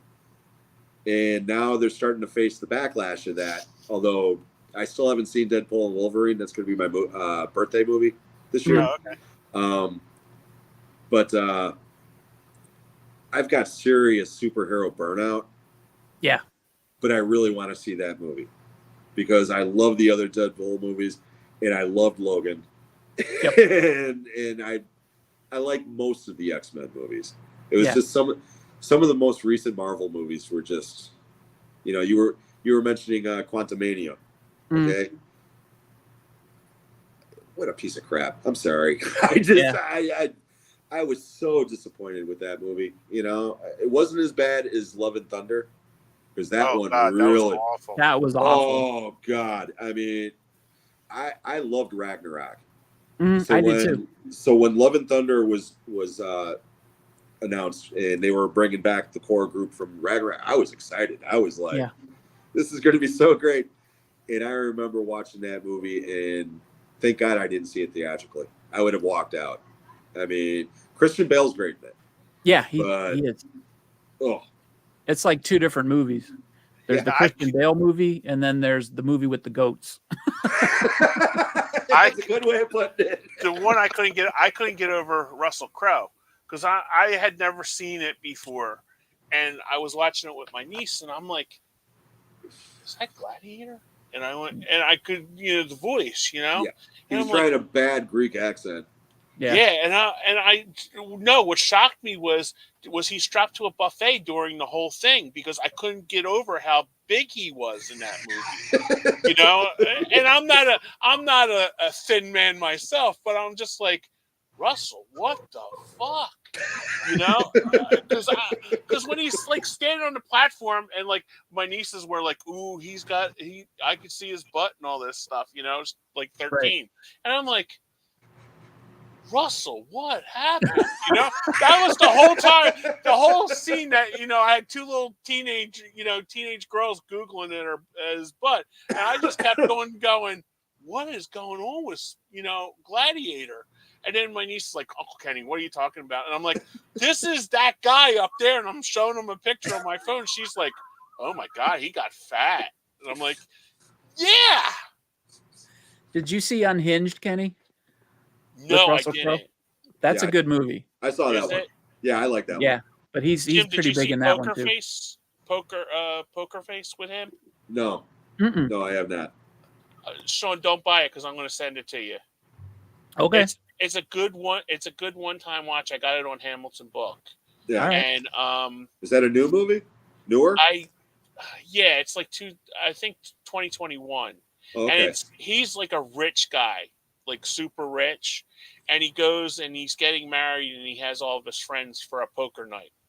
Oh, And okay. basically what they don't know is he's got terminal cancer and he's dying after the marriage. Like it's all like set up with his wife and stuff like that. Well, a guy that he knew when they were kids, like they show a background of it, he tries to come and kill him. Well, this compound is like crazy. Like he's like super rich, okay? And he's got like and it turns into like Home Alone kind of thing with like the gunplay and stuff like that. Yeah. And I don't want to give too much away, but I'm just like, and he wrote and directed this movie too. Oh wow. Wow. So, all right, I'll look into that. Yeah, Yeah. it's I like Russell Crowe. Face. I like I Yeah, I love do too. Poker Face. Yeah, he's like one of my favorite actors. Like we had talked earlier about. There's no person that I can go to the movies, like, and say, oh man, I can't wait for the next. And it's like, okay, who's a big star in Hollywood now? Yeah. That's Yeah. not in a superhero movie, Yeah, But I was. before, like in the 80s and 90s, oh man, I can't wait for Tom Hanks. That new Tom Hanks. Oh, I can't wait for that new John Candy movie, or Mel Gibson, Yeah. or Kevin Costner, for Harrison that matter. Ford. Harrison Ford. There's no like star out there that you go, oh, I can't wait for that, and it's like you have to insert title here because there's no star that, Right. Unless because if you think Ryan Reynolds, he's Deadpool. Yeah. The only profitable movie he made was with outside of that was Proposal with Sandra Bullock. Yeah, I was going to say And rom-com. Yeah. And I'm just thinking, and the same with Guardians. Chris Pratt was on Parks and Rec. What other movie has he made successful, Right. other than Guardians? Well, you could say Jurassic World, but the Okay, I dinosaurs forgot are what about that. opened. I'm sorry. That's the title of the movie, though. It's you it's could the cast franchise. me in Jurassic World. And Yeah, exactly. Right. Yeah, exactly. You know, So It's the franchise. It's not him. People aren't going to see him. They're going to see the dinosaurs. the I I was going to say maybe Keanu Reeves, but even the Keanu Reeves, it would be like, okay, I want to go see the new John Wick movie. Right. Outside of John Wick in The Matrix, and that last Matrix movie was god awful. I'm sorry. Yeah, that was terrible. But The only person I can think of is Jennifer Lawrence, because I like Jennifer Lawrence. I think she's a really good actress. Like I first seen her in Winter but Bone. again, is she like a franchise carrying or marquee name that draws crowds? Yeah, Just on her name. Yeah, Because outside of like can she open a movie? The action stars like The Rock or Vin Diesel or somebody along that ilk, I can't really think of too many actors at this point that can. Maybe Denzel Washington still. Yeah. Depending on the movie, if he's in a drama, no. But No. if he's in like anything that is either action based or like he's going to be in the new Gladiator movie, That's going to be interesting. I don't know how I feel about that. No, I don't mean in terms of quality. I mean in terms of how it's going to do in the box office, because that's what I'm a saying. totally unnecessary movie, but it's got a packed cast. But you know what? I thought the same thing about Top Gun Maverick. And that thing, granted the pandemic, okay. True. But still, that movie not only was better than I thought it was ever going to be, it made bank. That movie made lots of money. And I remember when I first, same thing, to a lesser degree, Blade Runner 2049. Yeah. When that got announced, I was like, okay, if you're going to do a sequel to Blade Runner, why didn't you do it 20 years ago instead of this far out, Right. And I think in that case, that hurt that movie. But in Top Gun, because it's Tom Cruise, Tom Cruise, he can still sell movies. Absolutely. A lot of people shit on Tom Cruise, okay? And you know what? I could care less about Tom Cruise's Scientology crap. I could care less about this and that. He's a hell of an entertainer. And nobody puts more into his movies more than Tom Cruise. He puts his own neck on the line with the stunts, but promoting them and producing them, and he more or less they tried to release Top Gun Maverick on streaming originally, and because he's Tom Cruise, he told Paramount, if you do that, I'll never make another movie for you, and that's why they held it back a year and a half. And Paramount says to this day that movie saved movie theaters, because nobody was going at that point, So regardless if you like Tom Cruise or not, he obviously has drawing power, absolutely. And He- I he- can't think of too many other actors that do. He does know? to a point, but like the last Mission Impossible movie still didn't do too well. Yeah, but even made with that, money. I think the problem with that movie, it had part 1 in the title. Yeah. It's that's it's true. almost a 3-hour movie, and it's part 1. Yeah. And people are like, you know what? Screw it. I'll wait until the second one comes out, watch it on streaming, and then go see the second one. Yep. You're totally right. You know, that's what I did. Yep. I didn't see it theatrically. I waited until it came out on video. Yep. Because I was like, hey, you know what the hell? It's going to end on a cliffhanger. I'm just waiting until they're done with the whole series because I've only seen the first Mission Impossible movie. Yeah. Shut up, really? Oh, I've got them all. And Yeah, I've I got them do all, too. but I only seen the I first don't love one. them all, but I do appreciate them all. I think they're all really well made. And Yeah. Rogue Nation and Ghost Protocol are probably my 2 favorites. Those 2 movies rock, man. They're fun. Yeah. Those 2 movies are a lot of fun.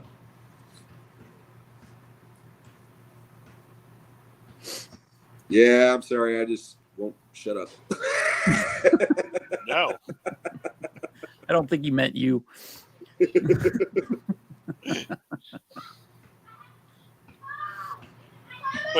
But you're right. I mean, I don't know where the future is for movies now, because even with the streaming services, everybody's combining everything together.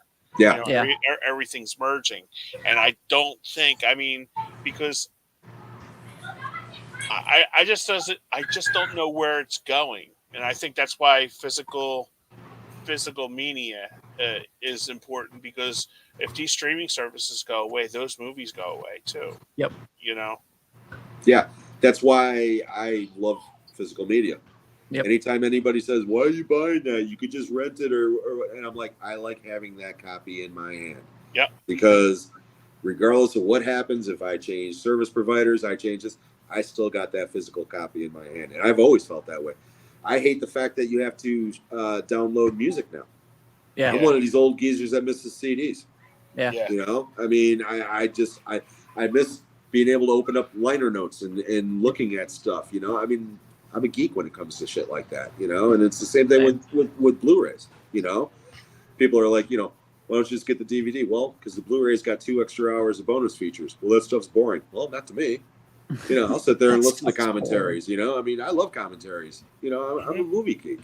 Right. I used to, when I was working at the movie theater, I had most of my friends would have subscriptions to like Sports Illustrated, or, you know, if they were really sly, you know, Playboy or whatever. Right. Or the music magazines. Fangoria, Starlog, and what was the other one? Cinema Fantastique or whatever it was. Oh, yeah, okay. yeah. I had And Premiere Magazine. Premiere was the other one.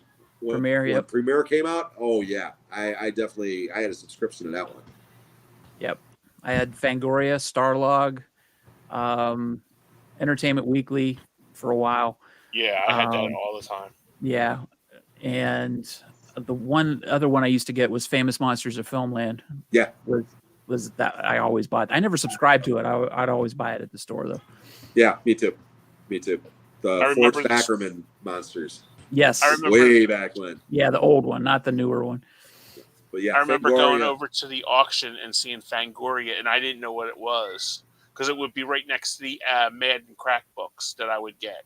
Yeah. Mhm. You know, and I never seen a Fangoria until I was like in my 20s. I really didn't know what they were.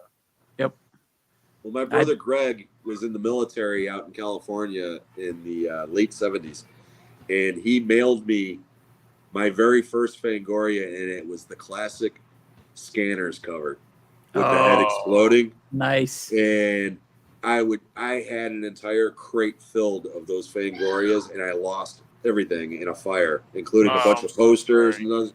But that particular issue in mint condition is going for like hundreds of dollars on eBay now. And it's like, Wow. but that image burned into my mind. And I'll never forget the first day I got it. My mom calls us to dinner. I bring this damn magazine to dinner and sit down. And she looked over, you know, she's dishing up plates, and she looks up, and she just looks at me and goes, "Oh, hell no, you will get that out of my kitchen right now." And I was like, I mean, it was like mid explosion. I mean, it was just perfect, you know. Yeah. Yep. Oh, but yeah, that cover burned into my brain, and my sister ended up taking me to see the movie later that year, like in early 81 when it came out. I was like 13 and a half. Didn't know anything about it other than that cover, you know. And oh my God, that's one of those perfect movie memories, you know. I mean, the first time seeing Scanners with my sister, we still talk about it, you know. I mean, it was the nice thing about growing up in a family full of cinephiles. Yeah. You know, I'm the youngest of 5 kids, and my parents were huge movie nuts, you know. So it kind of trickled down. And the one good thing about being the youngest is when they were getting their driver's licenses and stuff, it was like, hey, you're going to the movies, fine, take your little brother. Nice. You know, and yeah, I mean, my sister took me to see Porky's. My mom took me to see Risky Business. Nice. I mean, you know, and My Tutor. Oh wow. There is a girl right there, Karen Kay. Yeah. Yes. Yeah, she had quite the effect on me. Unfortunately, I was sitting next to my mother at the time, and I was 15. What was the first rated R movie you seen? Animal House. I was 11. How about you, Sean? Oh, geez. That's a good question. I probably saw a rated R movie when I was 8 years old, but I can't remember what it was. But the first one that I remember seeing was going to the theater to see was Friday the 13th. Wow. Oh, wow. What a first R-rated movie. My dad took me. Wow. Mine was Revenge of the Nerds. Right. I love Revenge of the Nerds. My mom took me and my brother to see it, and she thought it was going to be like, you know, like slapstick comedy kind of thing. And when you were like, thank you. Yeah. And when it was like, that's my pie. My mom's like, I think we had enough, boys. Like, you know, and we're like, we're staying till the end, you know? And she goes, I really have to investigate these movies, boys, you know? It's my best friend's older sister took me and him to see Animal House in 1978. Nice. Okay. I was not even 11 yet.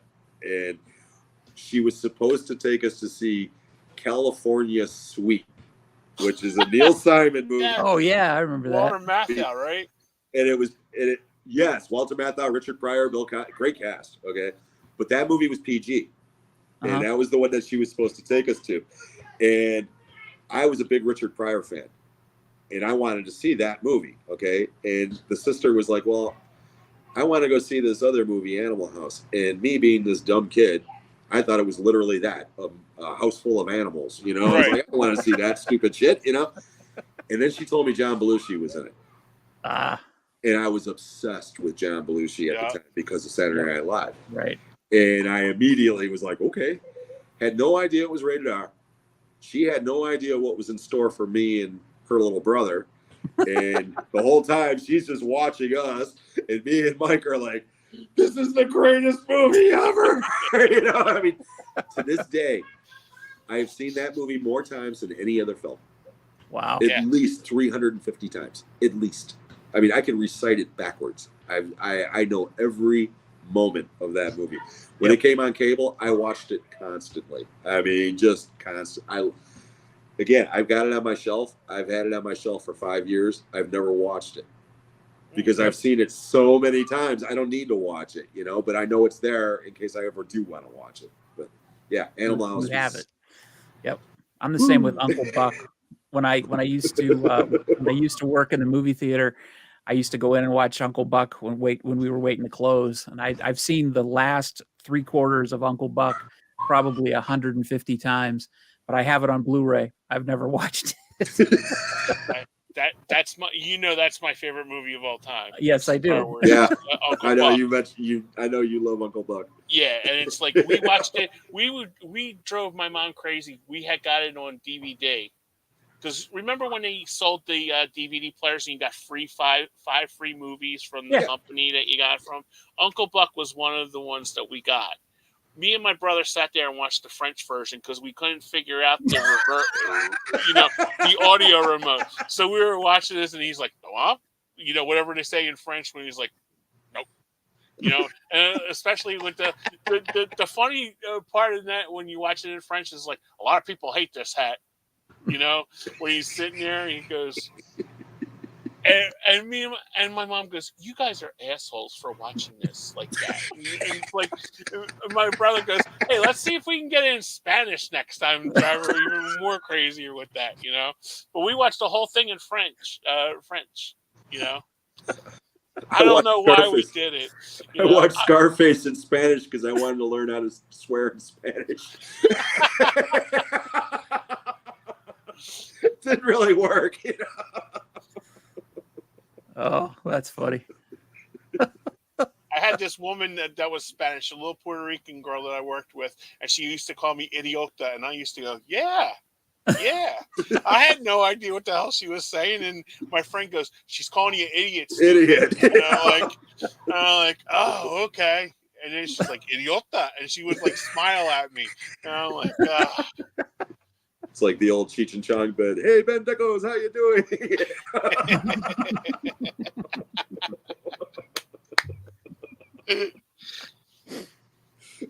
Sorry, I've been on a Cheech and Chong kick lately.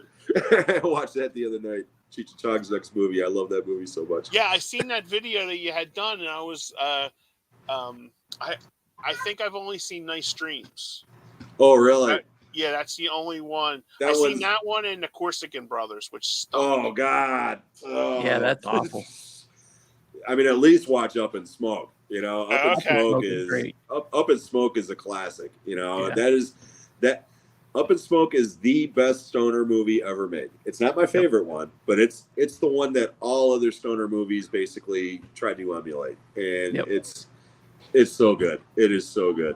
I mean, just the whole idea of driving a vehicle made out of marijuana, not knowing that it's made out of marijuana, and looking for marijuana the whole time.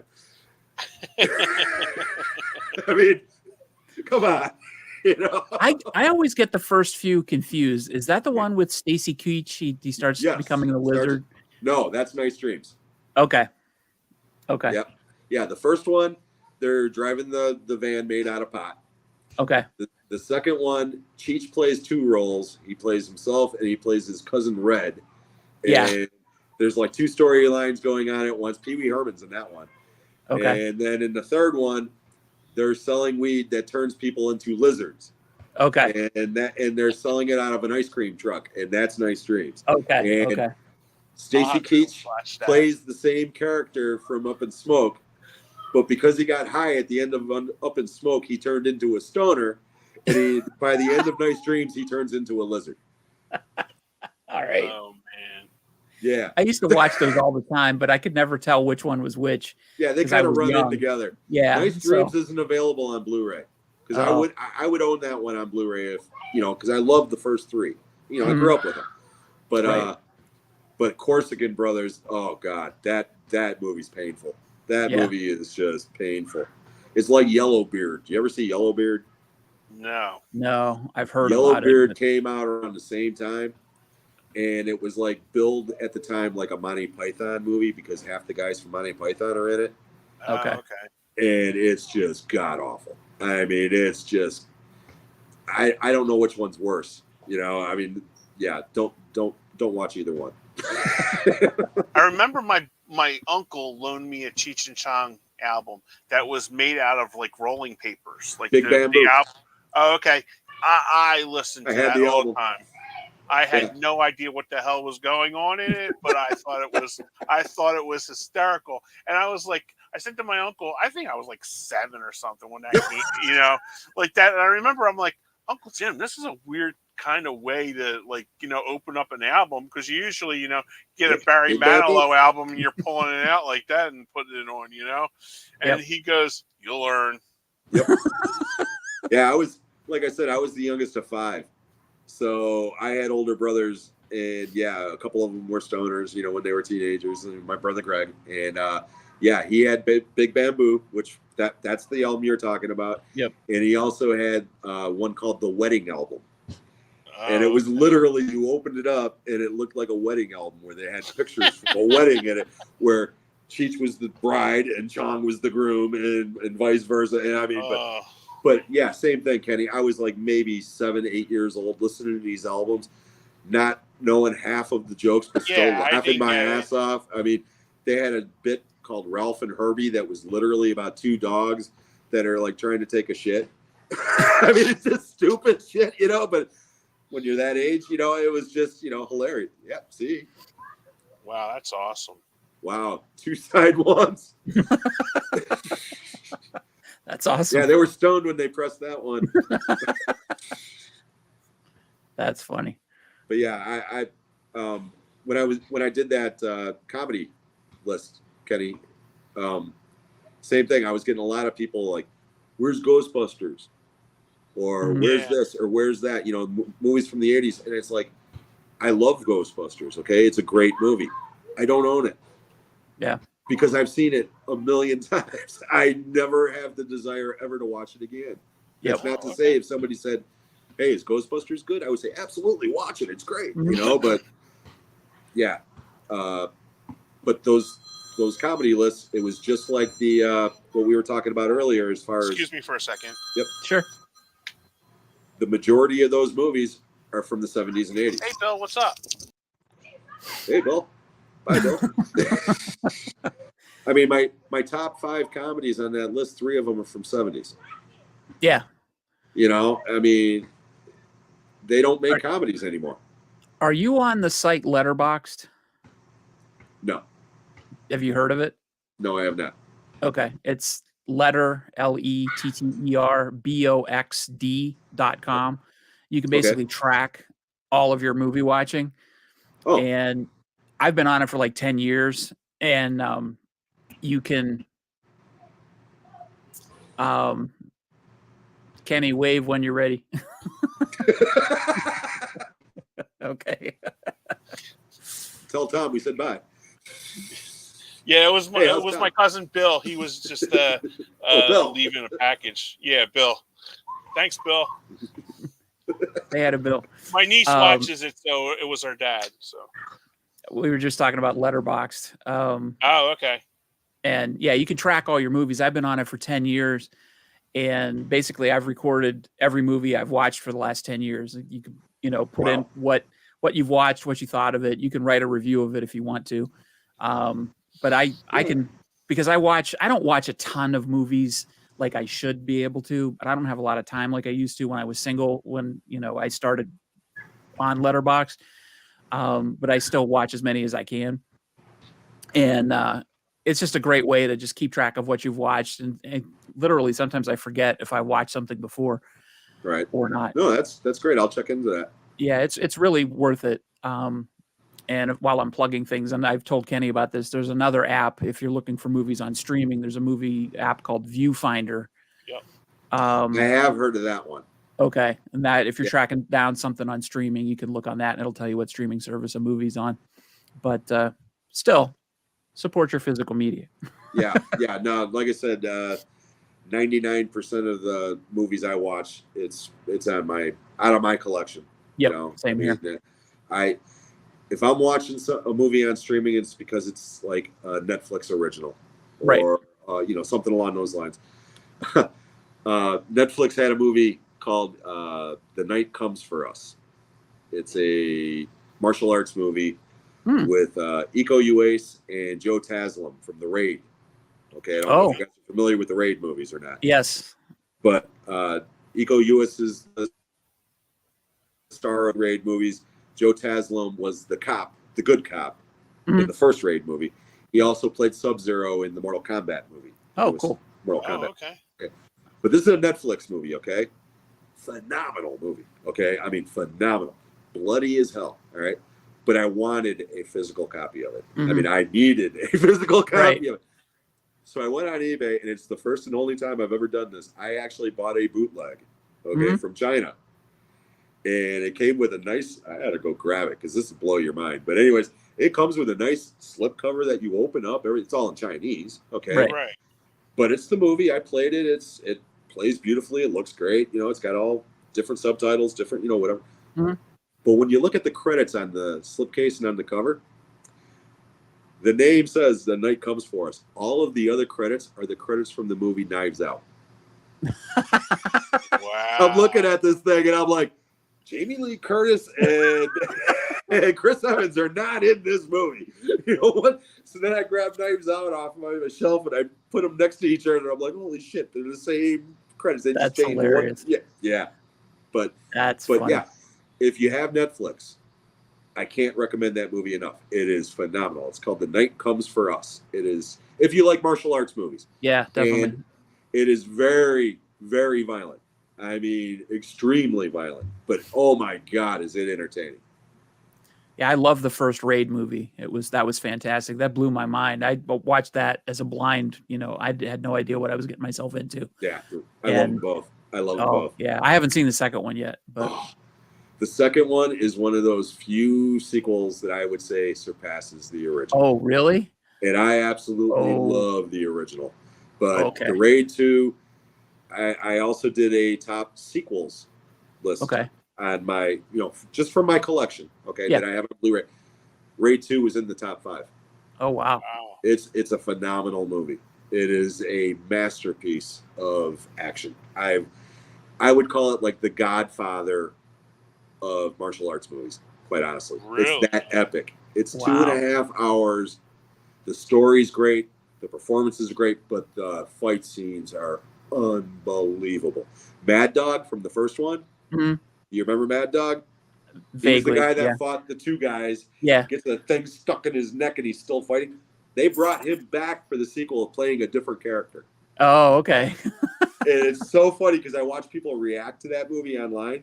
And as soon as he pops up, they're all like, Mad Dog, hey, I thought he was dead, and they don't realize he's somebody different, but Right. he's even more badass in the second one than he was in the first one. I Oh, mean, man. that movie, I'm telling you, Sean, if you like the first one, Yeah. you will love the second one. It All is right, I'm so gonna- good. It I is got to so make good. an appointment to watch that one. Yeah, That I first have one was fantastic. to, Yeah, I can.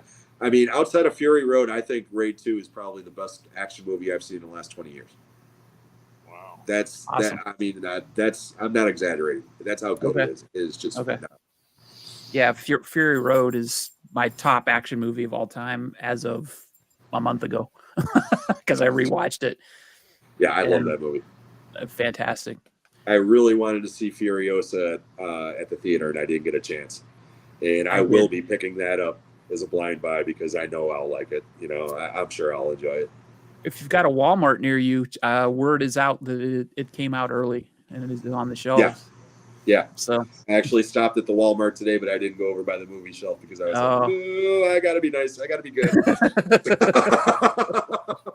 I hear you.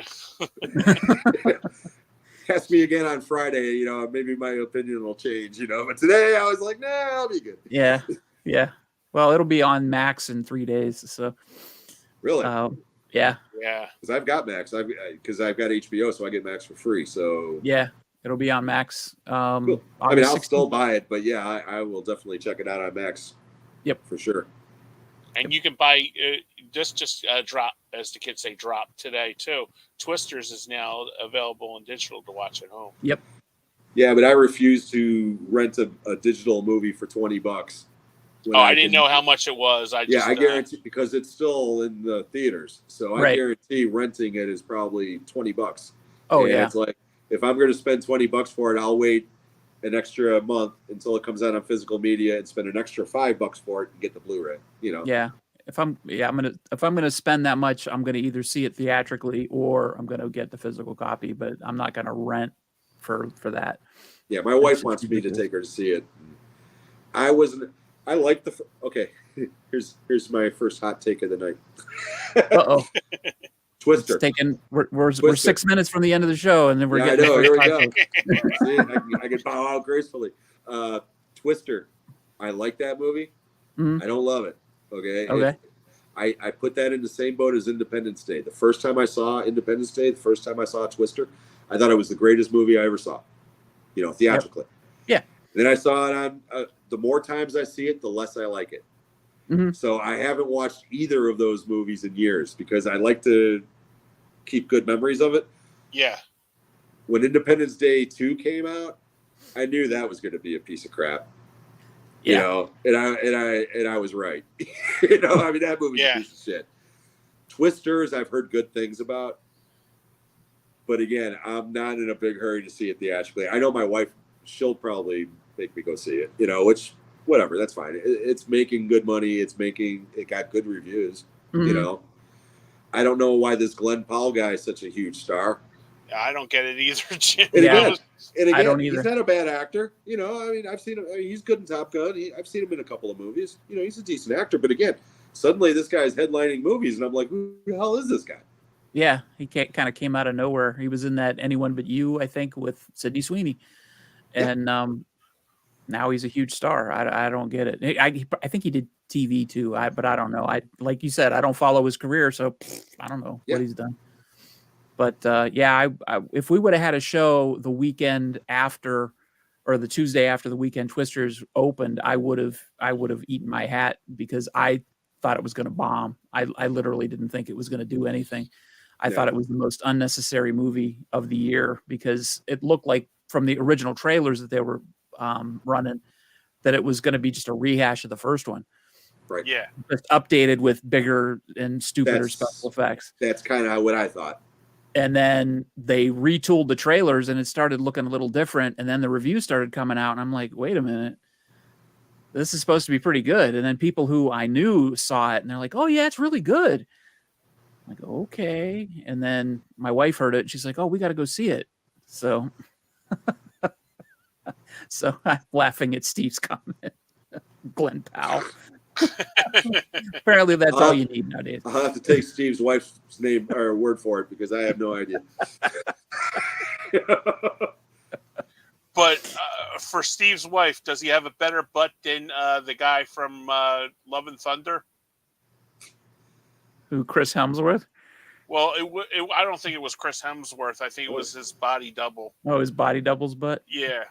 I don't know. According to my wife, all butts begin and end with Patrick Swayze in Roadhouse. She's just like that girl.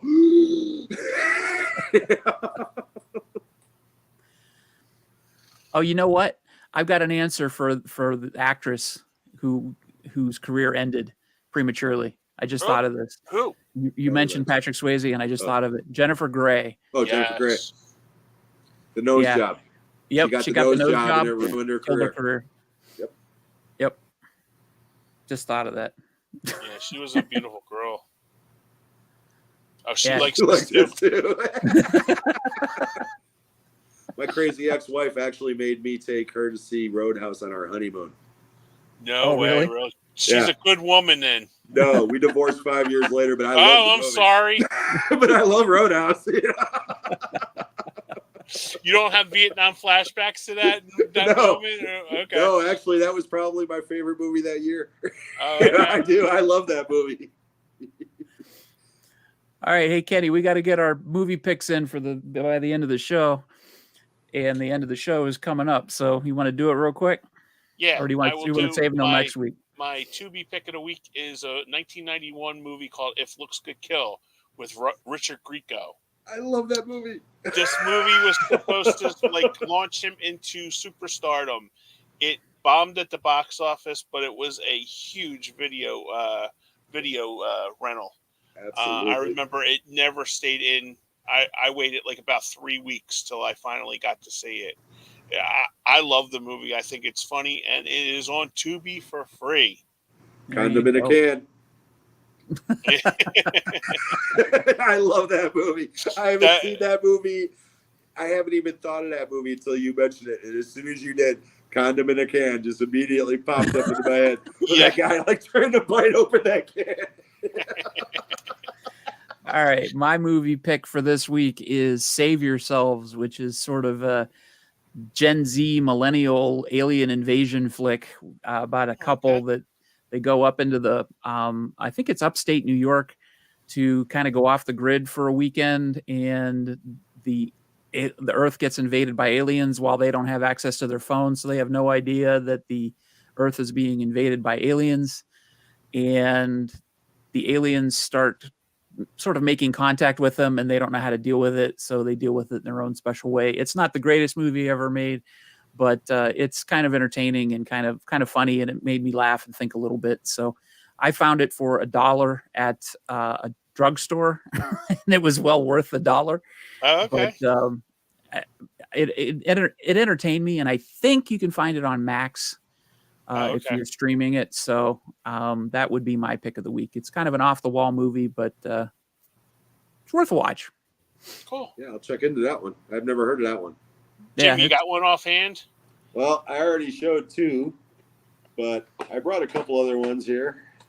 How about Deep Rising Ooh, okay. from Oh, I've not heard of that one. 1998? Yeah, I don't. This think is directed by Steven Sommers, Okay. and it stars Treat Williams, Famke Jensen, Anthony Hill, Kevin J. O'Connor, Wes Studi, and Digimon Houmansu from Gladiator. This is a crazy, crazy cheese fest from the 1998. It's a kaiju movie. Really? No, really? Yes. These guys go out to an ocean liner. You got They're me and trying Sean's to rip off attention. the ocean Yep. liner. All the people are gone. There's blood and guts everywhere, and suddenly tentacles start coming in every which way. This movie All right. is balls out insanity, and it is so much fun. I All right. cannot recommend it enough. I'm Thank sold. you. I'm sold too. As soon as you said kaiju, that was it. Yep. Because There me you go. and Sean are huge monster movie fans. Yes, So, you guys. It's a popcorn movie, and some of the CG is dated. You know, it's Yeah. 98. But my God, it is so much fun, guys. I'm telling you, you'll love it. You will love it. All right. Cool. down with that. All right. Well, we are at 2 hours, so we're going to wrap it up for tonight. Jim, I can't thank you enough for Yes. providing Thank you, us with- guys. Thank you a Dude, great very you night. got to much. come back. Yeah, definitely. come We will back. have you back. I will come back anytime you guys want me to come back. This was Oh, awesome. All right. thank you. I This had a was so blast much with you fun. guys. And it's finally nice talking to you. Yes. rather than Absolutely. leaving a comment. You know. Absolutely. Yep. Like I said, I'm gonna you guys. I'm gonna leave a link to this, on my channel, of course, and I'm gonna push out a special thank you video to you guys and try to get some traffic your way. And like I said, I would love to do this again. This was so much fun. Yeah. Awesome. Thank you so Same here. much. We All right, really guys. enjoyed having you on. So thank you very much. Thank As you. Kenny says, a round of applause. Yeah, the round of applause. Golf clap. Golf clap. All right. All right, guys.